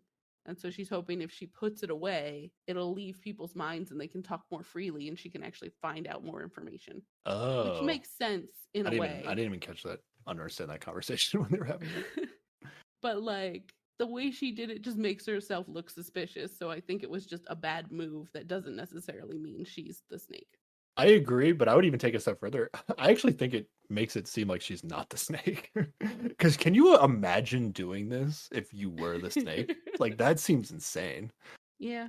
Because, like, also, if you were the snake, there is no way you want to be holding onto that clue, because if for some reason that clue goes missing, like everybody's gonna be Oh like, yeah. "Oh, you're the snake." Like, there's no way you accidentally lost the clue.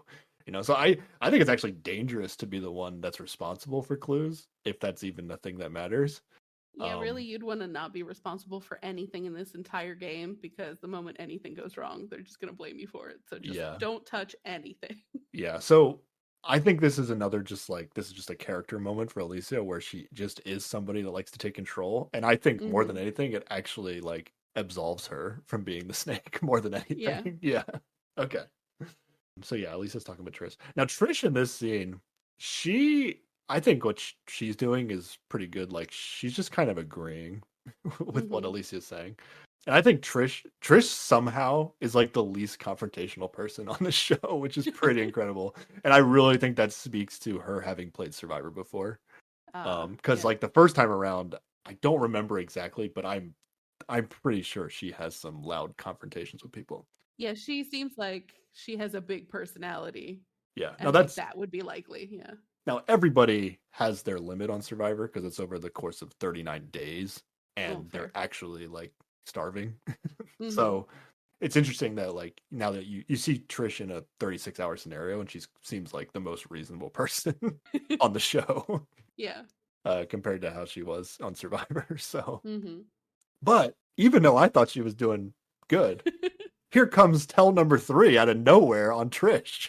Well, Alicia says, "Oh, even I'm trusting you too much, telling you this stuff." She like catches herself in the middle of it, and that's when Oh, we get really? the tell Okay. over top of it.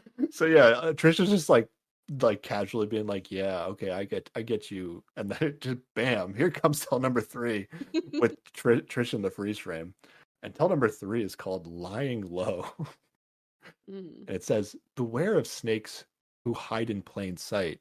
They will avoid controversy to stay undetected." Now, Yup, that's the thing. I hate this. I hate Okay, this tell because I mean, this is that's what your I would move. be doing. Yeah, Yeah. yeah, yeah. But at the same time, I don't know. This might be the best tell out of the 3, actually. Like, this might be the best advice. Now, usually, like the people that they cast in these shows wouldn't be able to do this. Right. Like, they all would just be They have big big personalities, personalities. yeah, Yeah. and they're not gonna lie low. And it's a little weird. So this is the third and final tell that we get on the show. Yeah. So everyone's got one except for Sean, which I don't know if that's suspicious or not, but maybe. This one is kind of gonna apply to Sean in a little bit, but Yeah. not in the same way.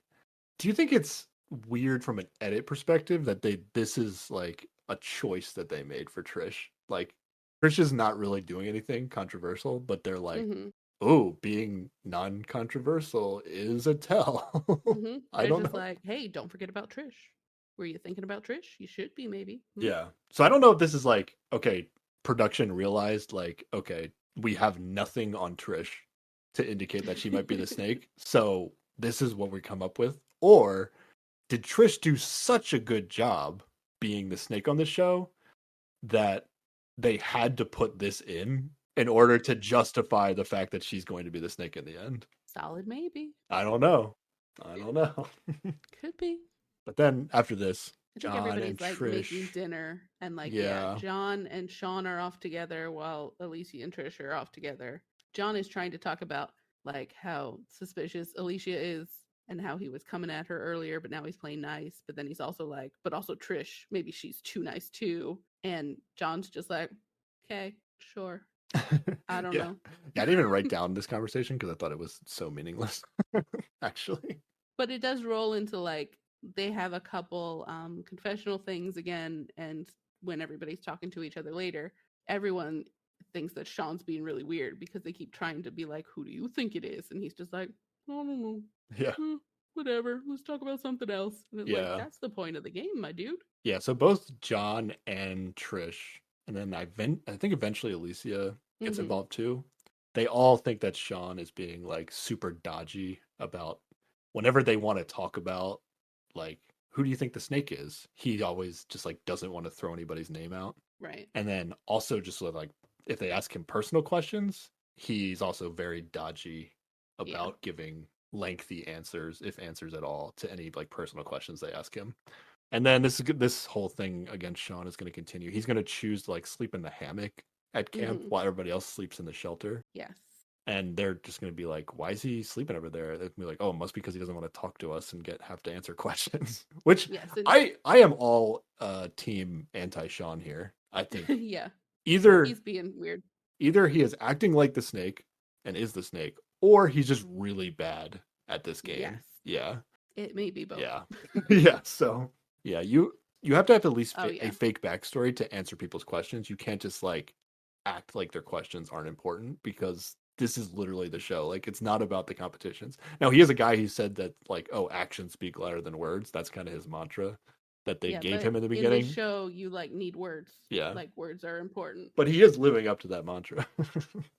Actually, so far he hasn't done action or words. Yeah, that's true.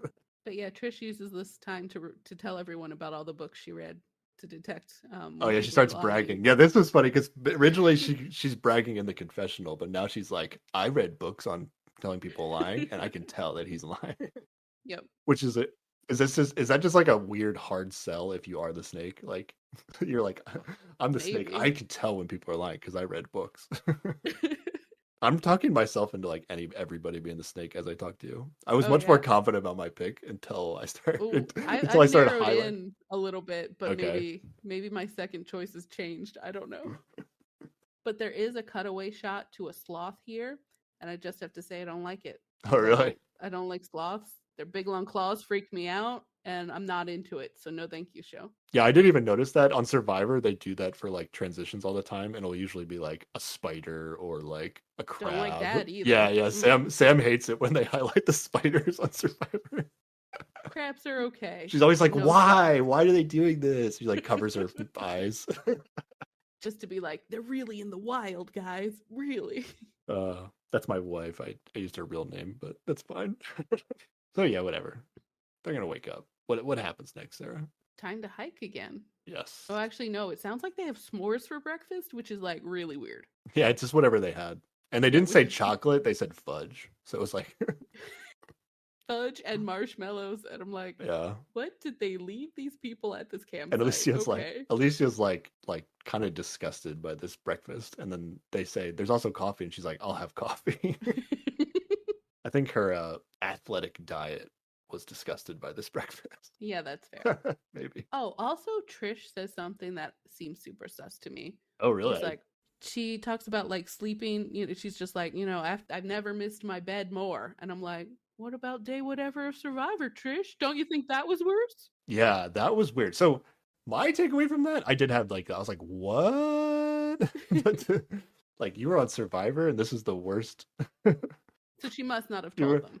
Like, yeah, that's what I was thinking. Like, okay, she didn't tell them she was on Survivor. She had to have, or it was kind of like a half joke kind of thing where they would be in on the joke because it's like, oh, they know she's been on Survivor. Like, obviously, this wasn't the worst.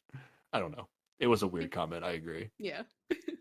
But no matter what, if I was on the show and I was a former Survivor, I would, no matter if I was a snake or not, I would not tell people I was on Survivor unless they brought it up, because Survivor has a reputation of you just like, oh, you're an amazing liar. Even if you played and you did terrible, like, people are like, oh, you're an amazing liar because you played Survivor.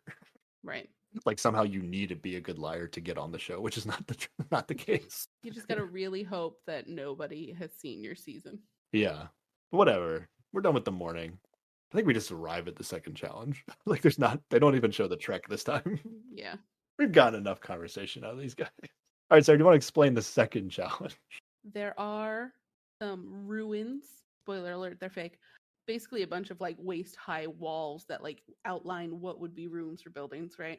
And it's just a bunch of rocks that are more or less pretty loose. And there are 5 golden nuggets amongst all of these things that they have to find and bring back in less than 25 minutes. There's also like a map of the area up at the starting zone that, they can't take with them, and it doesn't seem particularly helpful, but that's pretty much it. Well, I think the map tells them exactly which rock walls have nuggets. Oh, wait, is that right? It had like X's on certain ones. I don't know. I thought it did. They did not explain that. Yeah. That is interesting. And this guy was talking, kind of alluding to before, where like they went out of their way to talk about this like clip thing in the first challenge. And then in this challenge, there's like not a lot of detail. Yeah. And I think more often than not, there won't be a lot of detail in how challenges are unless described. it like Unless it was affects, very important to the situation. Now, I don't know if it right. was an edit thing that they said that in the first challenge, or it was just to explain why Sean Couldn't like kept getting was. stuck. Like, yeah. It doesn't mean that he has to be the snake because he did this. You know, it's like, oh, this is just a difficult thing. They tried Or to it's a justify way that. for whoever is the snake to be sneaky. I guess I don't know if Bobby Bones said it direct. It's like his explanation was just for the audience or if it was for them. But Oh, you yeah. know what I mean. It felt like it was just for us, the audience, is how I kind of interpreted. But yeah, they're basically gonna look for these gold rocks amongst piles of gray rocks. That's what this challenge comes down to. But they have to like leave a station where they have to return the rocks one at a time. And they're gonna have to quickly come up with a strategy of how they're gonna do this. And most of them come up with a pretty reasonable one. Yes. So they come up with the buddy system, which is teams of 2 will go out, and that way the snake can't be by themselves. And then like find it and throw it in the grass or whatever. Because this challenge is like, it's a bunch of rock piles, but it's almost like it's not corn, but it's like tall grass maze. So it's like a corn maze kind of. So and I also noticed, easy to dispose did of you something. did you catch it in this challenge? Like they're all wearing these like pads around their like calves, like they only go up to their knee. Did you notice this? Oh, I did not. Yeah, that makes sense. I felt There's like a lot of jaggedy rocks. I don't know if this was like an aesthetic thing for the challenge or if they was like legitimate concern that like there might be actual snakes in the brush that could like try to bite them. Was maybe the idea. I don't know. Yeah. They had some sort of additional gear to protect themselves for this challenge. So yeah, they're gonna come up with a buddy system, which all sounds reasonable. And you know, everybody's in. Alicia's in, John's in, Trish is in, but Sean again, he's like, no, we need to go as a group of 4 because I guess he doesn't trust anybody. Anyone, even though like supposedly 2 people should be trying to complete at least 2 people should be trying to do the challenge. So he has a confessional and like he isn't happy, but ultimately he has to like agree to it, I guess, because he's outvoted. Except he kind of doesn't. He spends this entire challenge like being where he's not supposed to be, like watching the other pair and so like being weird. What are the groups? It's Trish. I think it's Trish goes with Sean. Yes. And then Alicia is with John. And Alicia and John find the first nugget and they're like taking it back up and they're like staying together and they put it in the thing. But then Sean is like gone back out of his way to watch them take the nugget back to the station. Right. And everybody's like, Sean, keep looking for damn nuggets. Like, what are you doing? At this point, like Alicia is just like, well, this confirms that he's the snake. He's just wasting time. Let's just keep moving. Yeah. And I think I'm mostly anti-Sean in this, right? Yeah, like I think hard to be on his side at all. Yeah. And then eventually they're going to find 4 of the 5 nuggets and they need 1 more. And they're going to be like digging through the rock walls but they're struggling to find it. So they start to like dig deeper into the rock walls, I guess, a little bit than they did for the first 4 nuggets. And Sean thinks this is like the stupidest idea that they're like wasting time going like extra layers deep into the wall because he's like, oh, all the nuggets are clearly going to be on top because that's where the first 4 were. So he actually like this is really bad. But again, this could just be Sean's weird personality. He like comes over to Alicia and starts like insisting that she stop looking for the nugget in this pile of rocks, and to the point where he's like preventing her from moving rocks off of the wall. Yes. And which it seems does not take well insane and things escalate. In a game where you're trying to not look suspicious, that you are literally preventing somebody from doing the task. You could argue that Alicia was wasting time, I guess, because maybe they already found a nugget there, or it seemed unlikely that they were going to find a nugget. But he's wasting even more time by coming over to her and like almost putting rocks like back on the wall that she's like uncovering. It's pretty insane. And then he's like upset that she's tossing them. Like he gets upset at her for a lot of things during this challenge. Yeah. And I don't know. It's hard to tell if Sean just feels like he knows better than everybody else in the situation. And he felt like his strategy was legitimately like what they should have done from the beginning. And we need to point out that Sean did find one of the nuggets earlier on. Yeah. And then he finds the last one. Yeah. And supposedly they found this with like 10 seconds left or something. I don't know. That seemed like a production that seemed a little situation. bullshitty. Yeah, Sean is actually going to be the one that finds the last nugget, and he does take it back. Now everybody's watching him do it, but he does take it back to the final station, and they're going to win this challenge because, like, you could say, "Oh, Sean found the last one." Yeah. But I don't know. This everything we're getting about this, all this stuff kind of started like bearing on Sean over between the campsite and this. It almost feels like, and even if you go back to the first challenge and how he behaved with the clip thing, right? Maybe you could throw that in there. It seems like he could just realize that he's been got, and he's very desperate to come up with reasons that other people are being suspicious, and then he's just not good under pressure, and then this is what he's come up with, or he just is used to taking control in situations like this and is not dealing with it properly. He is so suspicious during this that it seems comical. Yeah. And like there's no way it could be real. Like there's no way someone who was the snake would actually behave this poorly because it's so suspicious and obvious that you're the snake. Unless it's almost like they feel like everybody already knows they're the snake and they're like so desperate for anything. I don't know. It's still you shouldn't do it, but this could be his like he doesn't know what to do under pressure in this situation, and this is like the best he could come up with in the moment, like in the heat of the moment. Point before this, everything's just sort of like vaguely, oh, he's not talking a lot, whatever. He fucked up that earlier challenge, but so did the other guy. Like there's nothing that is so absolutely concrete that it's him until this happens, right? Like this is the thing that you could definitely point to and that be like, is you are absurd. Like I don't know, like as we've it seen seems like a lack of awareness of, well, that's true. I can only talk to the edit, but yeah, it seems over the top. I'm saying that things have happened outside of what we've seen. I don't know.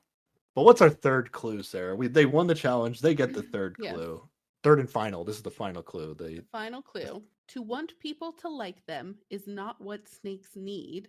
They must have thick skin as their hearts on their sleeve. Super weird clue, right? This like this is so vague and like what this could mean anything. This is a useless clue. Thank you for making us go out in the sun doing this dumb challenge. You've given us no information.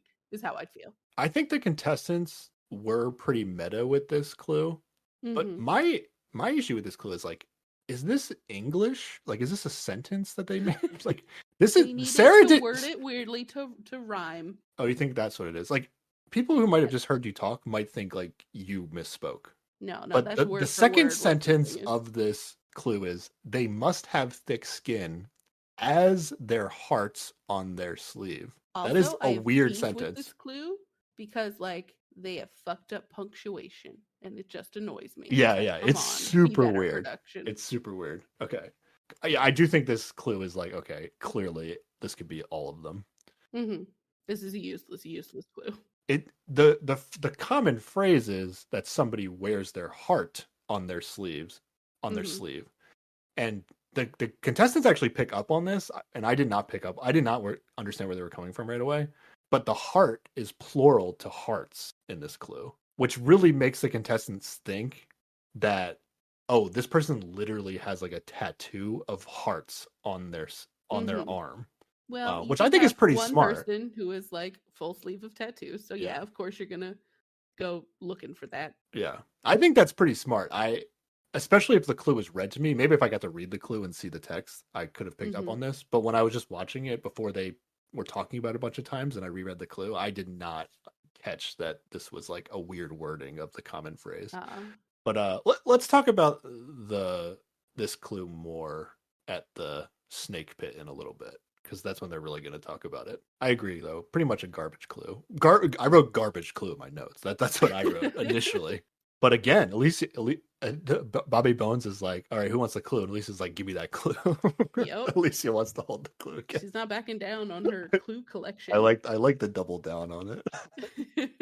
All right, time for the snake pit, right? Let's get to this is Tribal Council. Yeah. And it's set up very similar to Tribal Council because it's like it's in the jungle. There's not a big fire in the middle, and Bobby Bones can be like really close to them because there's only 4 of them. Mm-hmm. Jeff Probst tends to be far away on Survivor.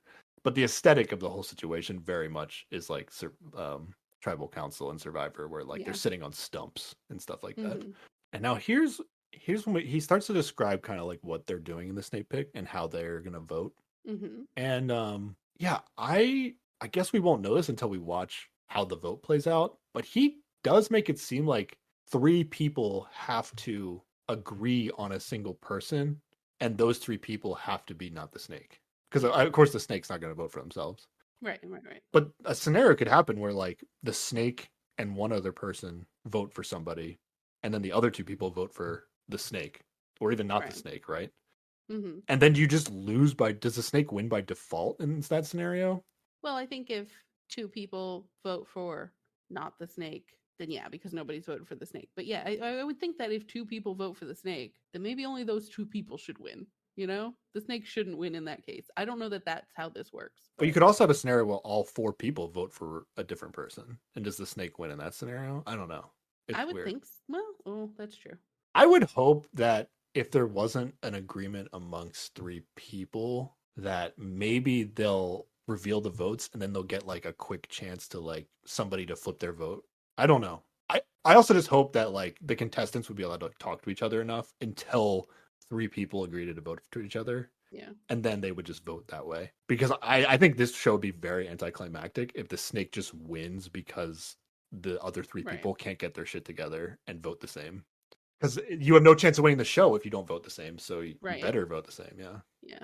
I like the idea of like do a vote and then give people a chance to change their vote. But then the That snake. seems But then again, the snake has to like then play the game more in that moment, and it might. mm, I thought about a scenario that could, okay. so in the scenario where say let's say we're on the show and you and I, one of us is the snake, Okay. and we both voted for the same person, Yes. and then the other two people voted for one of us. Mm-hmm. If I don't know, let's say I'm the snake and you're not. Okay.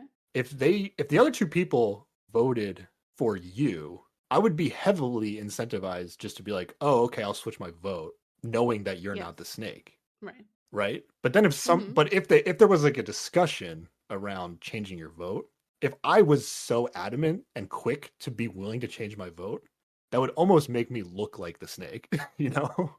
Yeah, that's true. So because there's like a new meta that comes into play if they are allowed to talk Right. after voting. But that should be easy enough to play out. You just hem and haw for a while and go, okay. Yeah, but I think it almost exposes the snake to a degree. What if anybody is willing to change? If anybody's willing to change their vote, it indicates that they're the snake because they know that they're going to win if they change their vote. Because the snake is the only one with perfect information. Or there's somebody who rethought they didn't know, like they weren't sure, and then like they were convinced to pick the right person. Maybe like, I don't know. I think there's room for that. It gets there. complicated. Yeah. My instincts would be like, oh, if anybody's going to change their vote, then they're the snake. Interesting. Because the snake has no incentive to vote for a specific person. They just want to vote. They just want to get everybody else to vote for not them. So I don't think there's going to be a revote on this. I think everybody just has to talk and then come to an agreement on like three people have to agree we're voting for somebody. Yeah. And then they vote, but they didn't really show it that way. We'll see shortly. Yes. Okay. Do you want to run through the three clues? So I think Bobby Bones does a pretty good job of just kind of like leading the conversation.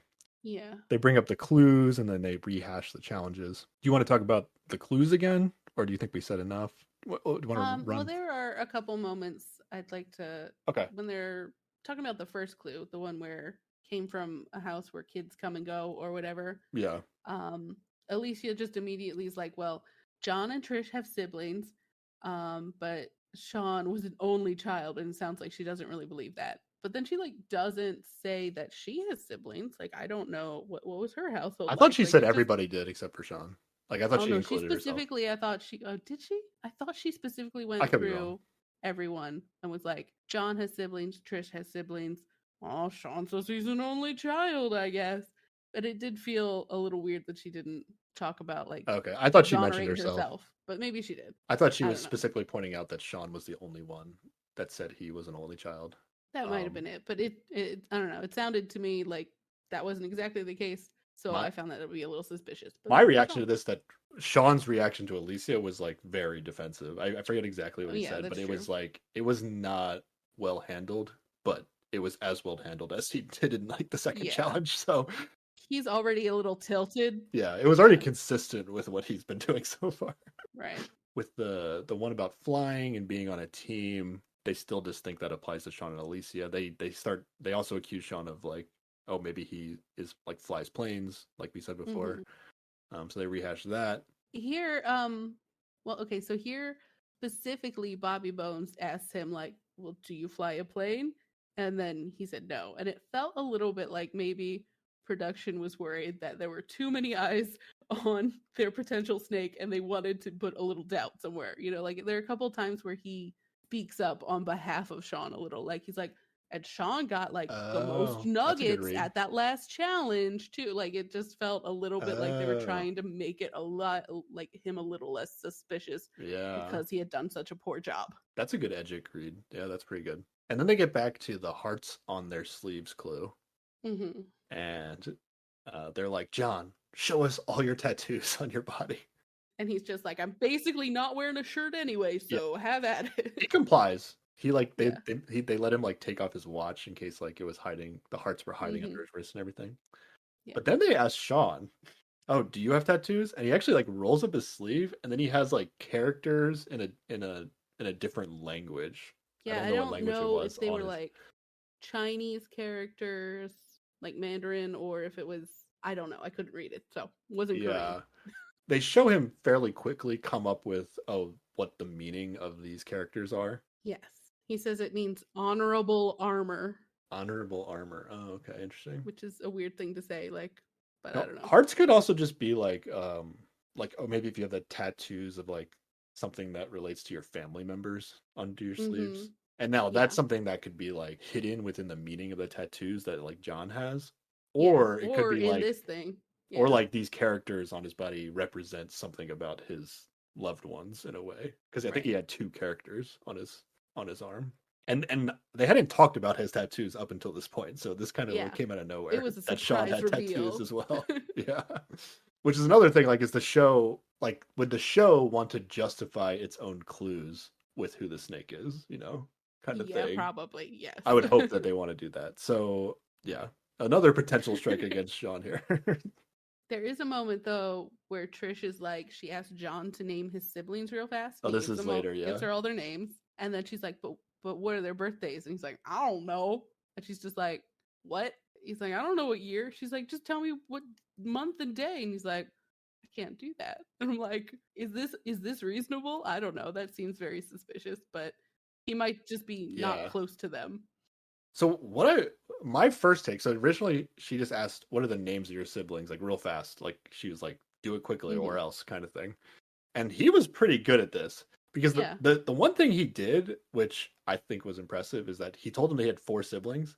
But what he does is he actually names like the first 2 named siblings. And then he says like, and then me, and then the other 2 people. The middleest child. As if he's naming them in like age order. Right. Which I thought was pretty fast on the spot to include yourself in the list. I don't think I would have done that, even if I wasn't lying. Or even if I even if I wasn't lying, I probably wouldn't have done that. But that's like a big detail to do if you are lying. So I thought he answered that question really well. But then Trish is like, okay, now give me the birthdays. Like she was not satisfied, I guess, by just the names. And I don't know, if you had 4 siblings, I think I'd at least be able to give a month. Like, I don't think this means he's the snake. I'm just confused about how he doesn't know. And then it also seems like it rocks everyone else's idea of who the snake is. Yeah, so I think John kind of just panicked here where he doesn't, like, off the top of his head, without thinking about it, he cannot say his siblings' birthdays, which I think is reasonable. Like, sometimes like if somebody asks me how old I am, sometimes I have to think about it for a second, you know? Same. Because stuff like that. Like I'm not great with spitting off information like this. But do I know my siblings' birthdays if I think about it for a second? I do. But he's probably thinking like, oh, they'll think that I'm making it up if I think about it. I think if he watches this back on tape, he'll be like, oh, it would have looked better if I just thought for a second and then said like April 15th or whatever. And even if he's even if he is the snake, it probably would have looked better to do that than what he decides to do, which is basically be like, oh, I don't know my siblings' birthdays, because he can't say it like really fast. So I don't know. But I think the important thing here is that it just really rocks everyone else in a way that I think is too much. Yeah, I forget if this is like a move that Trish did on Survivor or not, where she she wanted to find out if people were lying, so she just like quickly asked them like, "Are you in alliance with this person?" or something like that, and like answer quickly, or like kind of thing. It's an interesting move by Trish. It's not something that I would do. It's a little too like aggressive, but right. It does make it seem though as if Trish is like really trying to figure out who the snake is, and she's worried that she has it wrong. Yeah. Because up till now, it doesn't seem like anybody thinks that Trish is the snake. Oh yeah. So it's also something that you might do if people like are thinking that you're the snake and you need to like deflect. You might try to call somebody out like this, but it to me it seemed like a genuine attempt to try to like solve the situation by Trish in a way that I don't think she's a snake. Yeah, I agree. But yeah, like you said, after he can't name the birthdays, you get kind of like the reactions of Alicia and Sean and Trish, I guess. And Alicia was like, "Man, I really thought it was Sean, but now I'm a little confused." After, but then they cut. I don't know if this was in order or not. This seemed weird. They cut to Sean right after Alicia says, "Now I'm confused," and I swear Sean says, "I think that's a good thing." Like he couldn't help himself, and he said out loud, "Like I think it's a good thing that you're confused." And I was just like, "What are you doing, Sean?"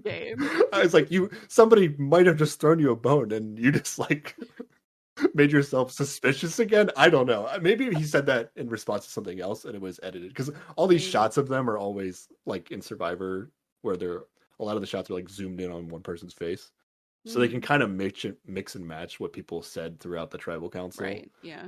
If they need to make it more dramatic. But that was really weird what Sean said. I think that's a good thing in response to Alicia saying she's confused. And then also Bobby Bones asked Sean who he thinks the snake is, and then he says he's switching from Alicia to John just because of this birthday thing, it seems like. Which seems like a really quick switch over, which I don't know. Yeah. May also be very suspicious. Yeah, I don't know if like being consistent with who you think the snake is, if you are the snake, is the move, or you should be like acting like you're confused. I would probably act like I was confused. Yeah. Unless people were really harping on one person that wasn't me. And then I would just probably pile on. It does feel a little like a piling on moment here. Well, it is a little bit piling on, but he also is like being confused, acting confused a little bit, because he did think it was Alicia, but now he's switching. So I think if he is a snake, I think a good time to switch your answer. Not the worst of his moves. Yeah. All right, so Bobby Bones says it's time to vote. Classic Survivor moment. So who you voting for? I have it. Before we talked, I had it as Sean, and I still think it's Sean. Before we talked, I had it as Sean, but deep down still kind of believed it was Alicia. Oh, really? But like through going through this again, I'm like, no, she's very different from me, so I can't understand her behavior, and that's the only reason I thought it was her. Okay. So no, it's Sean. I mean, how is it anybody else? Okay. Now I really want it to be Trish. Like, oh yeah, she would have played perfectly if it was Trish. Yeah, absolutely. Like, that's the other move you could do, is just like the first episode is like somebody just absolutely like steamrolling the other three people. Like they had no chance. I think there's plenty of things to show that it can't be Trish, or it just wouldn't be consistent. The tattoo thing is the only like reveal thing with John that I could see. John would be my second pick, I think. Would Elisa be your second pick if we want to do second picks just in case? No, I think at this point my second pick would be Trish for the super stealthy sneak win. Oh, okay. I hope it's Trish. I hope it's Trish. I think I would have to say Trish last on my list. I mean, realistically, yes, but like if it's not the obvious guy, I hope it is the like. You're willing to lose if it's John, okay? Yeah, that's fine. I think the tattoo thing could be the big reveal that makes it worth it, and then they just weren't able to piece together like, oh, this tattoo on him like represented something. That's the only thing I can see it. Maybe it's not Sean. Yeah, I'm gonna go with Sean. Okay. I think every step along the way you could come up with a red flag for Sean in like all the challenges, obviously, and how he behaved. So Yeah, if he is the snake or not, he's played a bad game. I'm gonna say that. I will say, especially recently, like on Survivor, like trying to figure out who's going to get voted out, I have not been the best recently. Okay. Because I tend to get more into like trying to be objective when I watch it, and like if I was out there, who would I want to vote out, and not try to like get into the edgic of it, and like, okay, what's the story that the show is telling me that's leading up to somebody getting voted out. Sometimes it's obvious, but sometimes I don't get it right because I'm not focused on that aspect. Okay. But everything objectively just seems like it needs to be Sean. And if it's not Sean, I'll just feel like, oh, the show tricked me. You know, like the show just kind of lied to me about stuff, or didn't show me something that would have helped me. But yeah, we both think it's Sean. Huzzah. Let's go find out. So now we're going to pause here. If for whatever reason you don't want to be spoiled on who the snake is. Because you plan on watching it. It is a different experience to watch it compared to hear how I talked about it. Much faster to just watch it too. Well, that's true. But yeah, we're gonna pause here. We're gonna go watch the end of the first episode of Snake in the Grass. We're gonna watch the vote, and then we're gonna come back and talk about the vote and see if we got it right. Or maybe one of us got the back. I hope it's Alicia and nobody picked it now. I think we got it right. I hope we got it right. All right. We'll see everybody in just a little bit. All right, and we're back. Okay, so Sarah, stop. Before we reveal who the snake was, let's talk about the process a little bit here. Yeah, that was weird. That's not. So, I've never seen voting like this before. Yeah, so instead of like just writing who they are voting for on like a piece of paper, they have this like special box contraption where it's like if you took like 4 cubes and then you just line them up next to each other, and they were like hollow cubes so that you could put a cube within them. And then they had these blocks that had the 4 people's names on them, and then they had to like rotate the block so that their vote was like facing them, and then put it into the cube for their thing. Because then the front of that bigger box like flips open in front of each vote so they can like strategically reveal votes. But you know then whose vote is who. Yeah. Which doesn't really matter. Clear order. Yeah. But I don't know. It didn't matter in this case because we had 3 people who voted together and 1 person who didn't. But in a case where that's different, that might matter. I don't know. We still don't know what happens if it's not all 3 people in agreement. Yeah. So they do this on Survivor too, where like they read the votes in the order that they think is the most dramatic.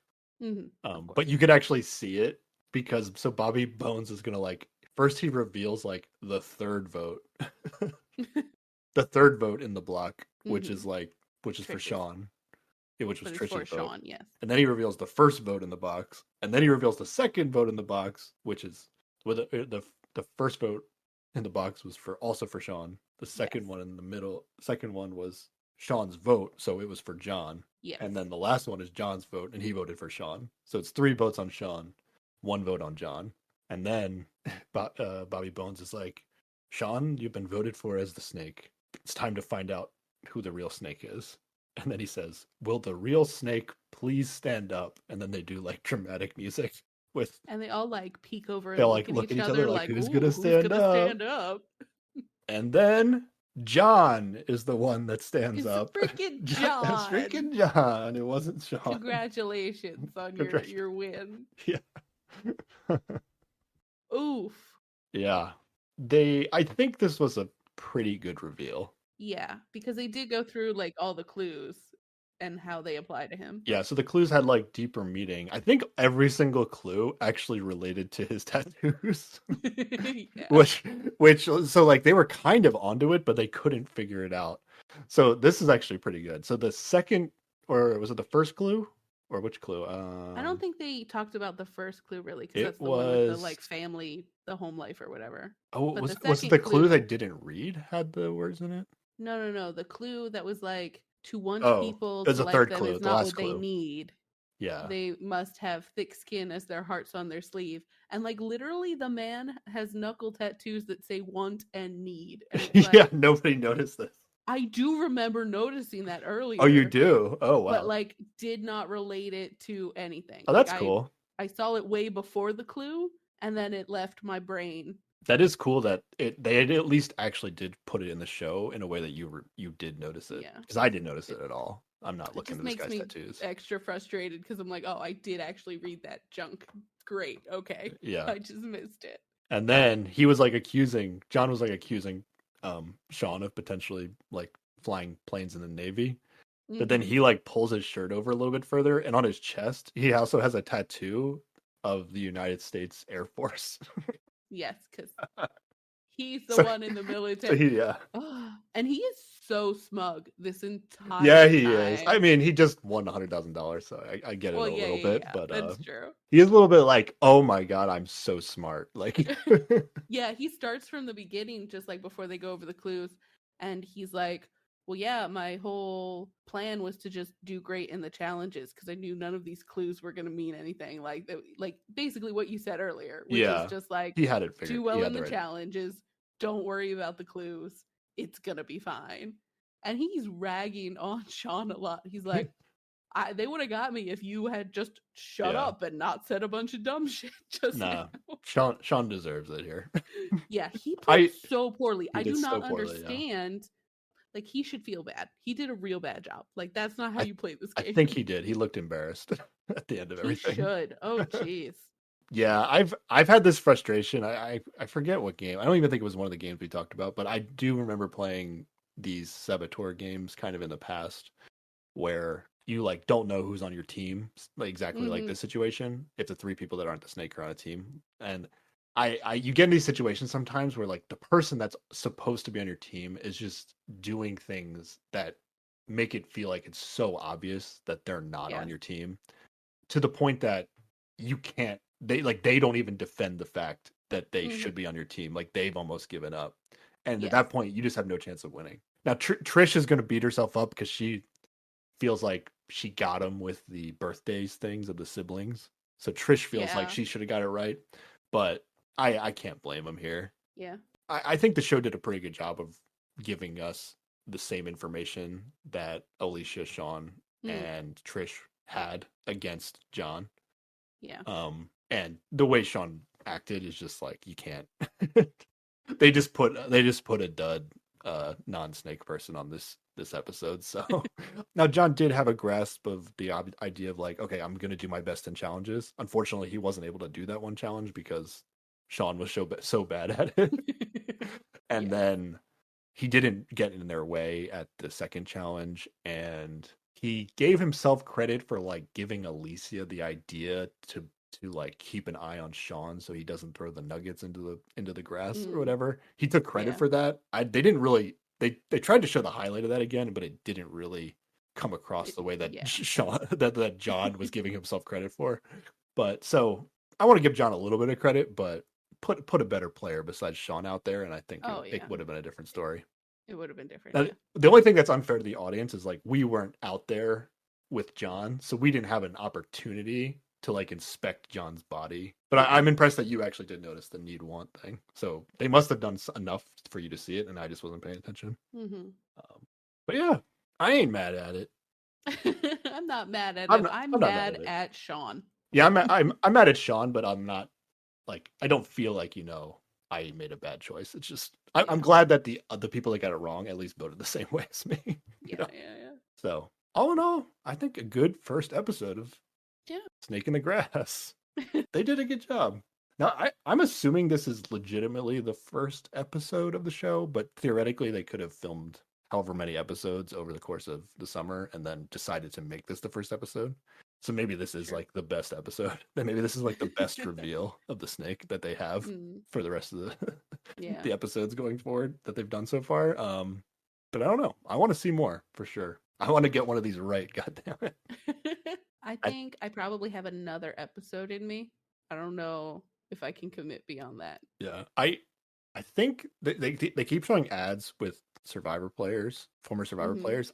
I want to say one of the episodes at least is going to be like 4 former Survivor players, and at least 2, maybe more of them might have been winners.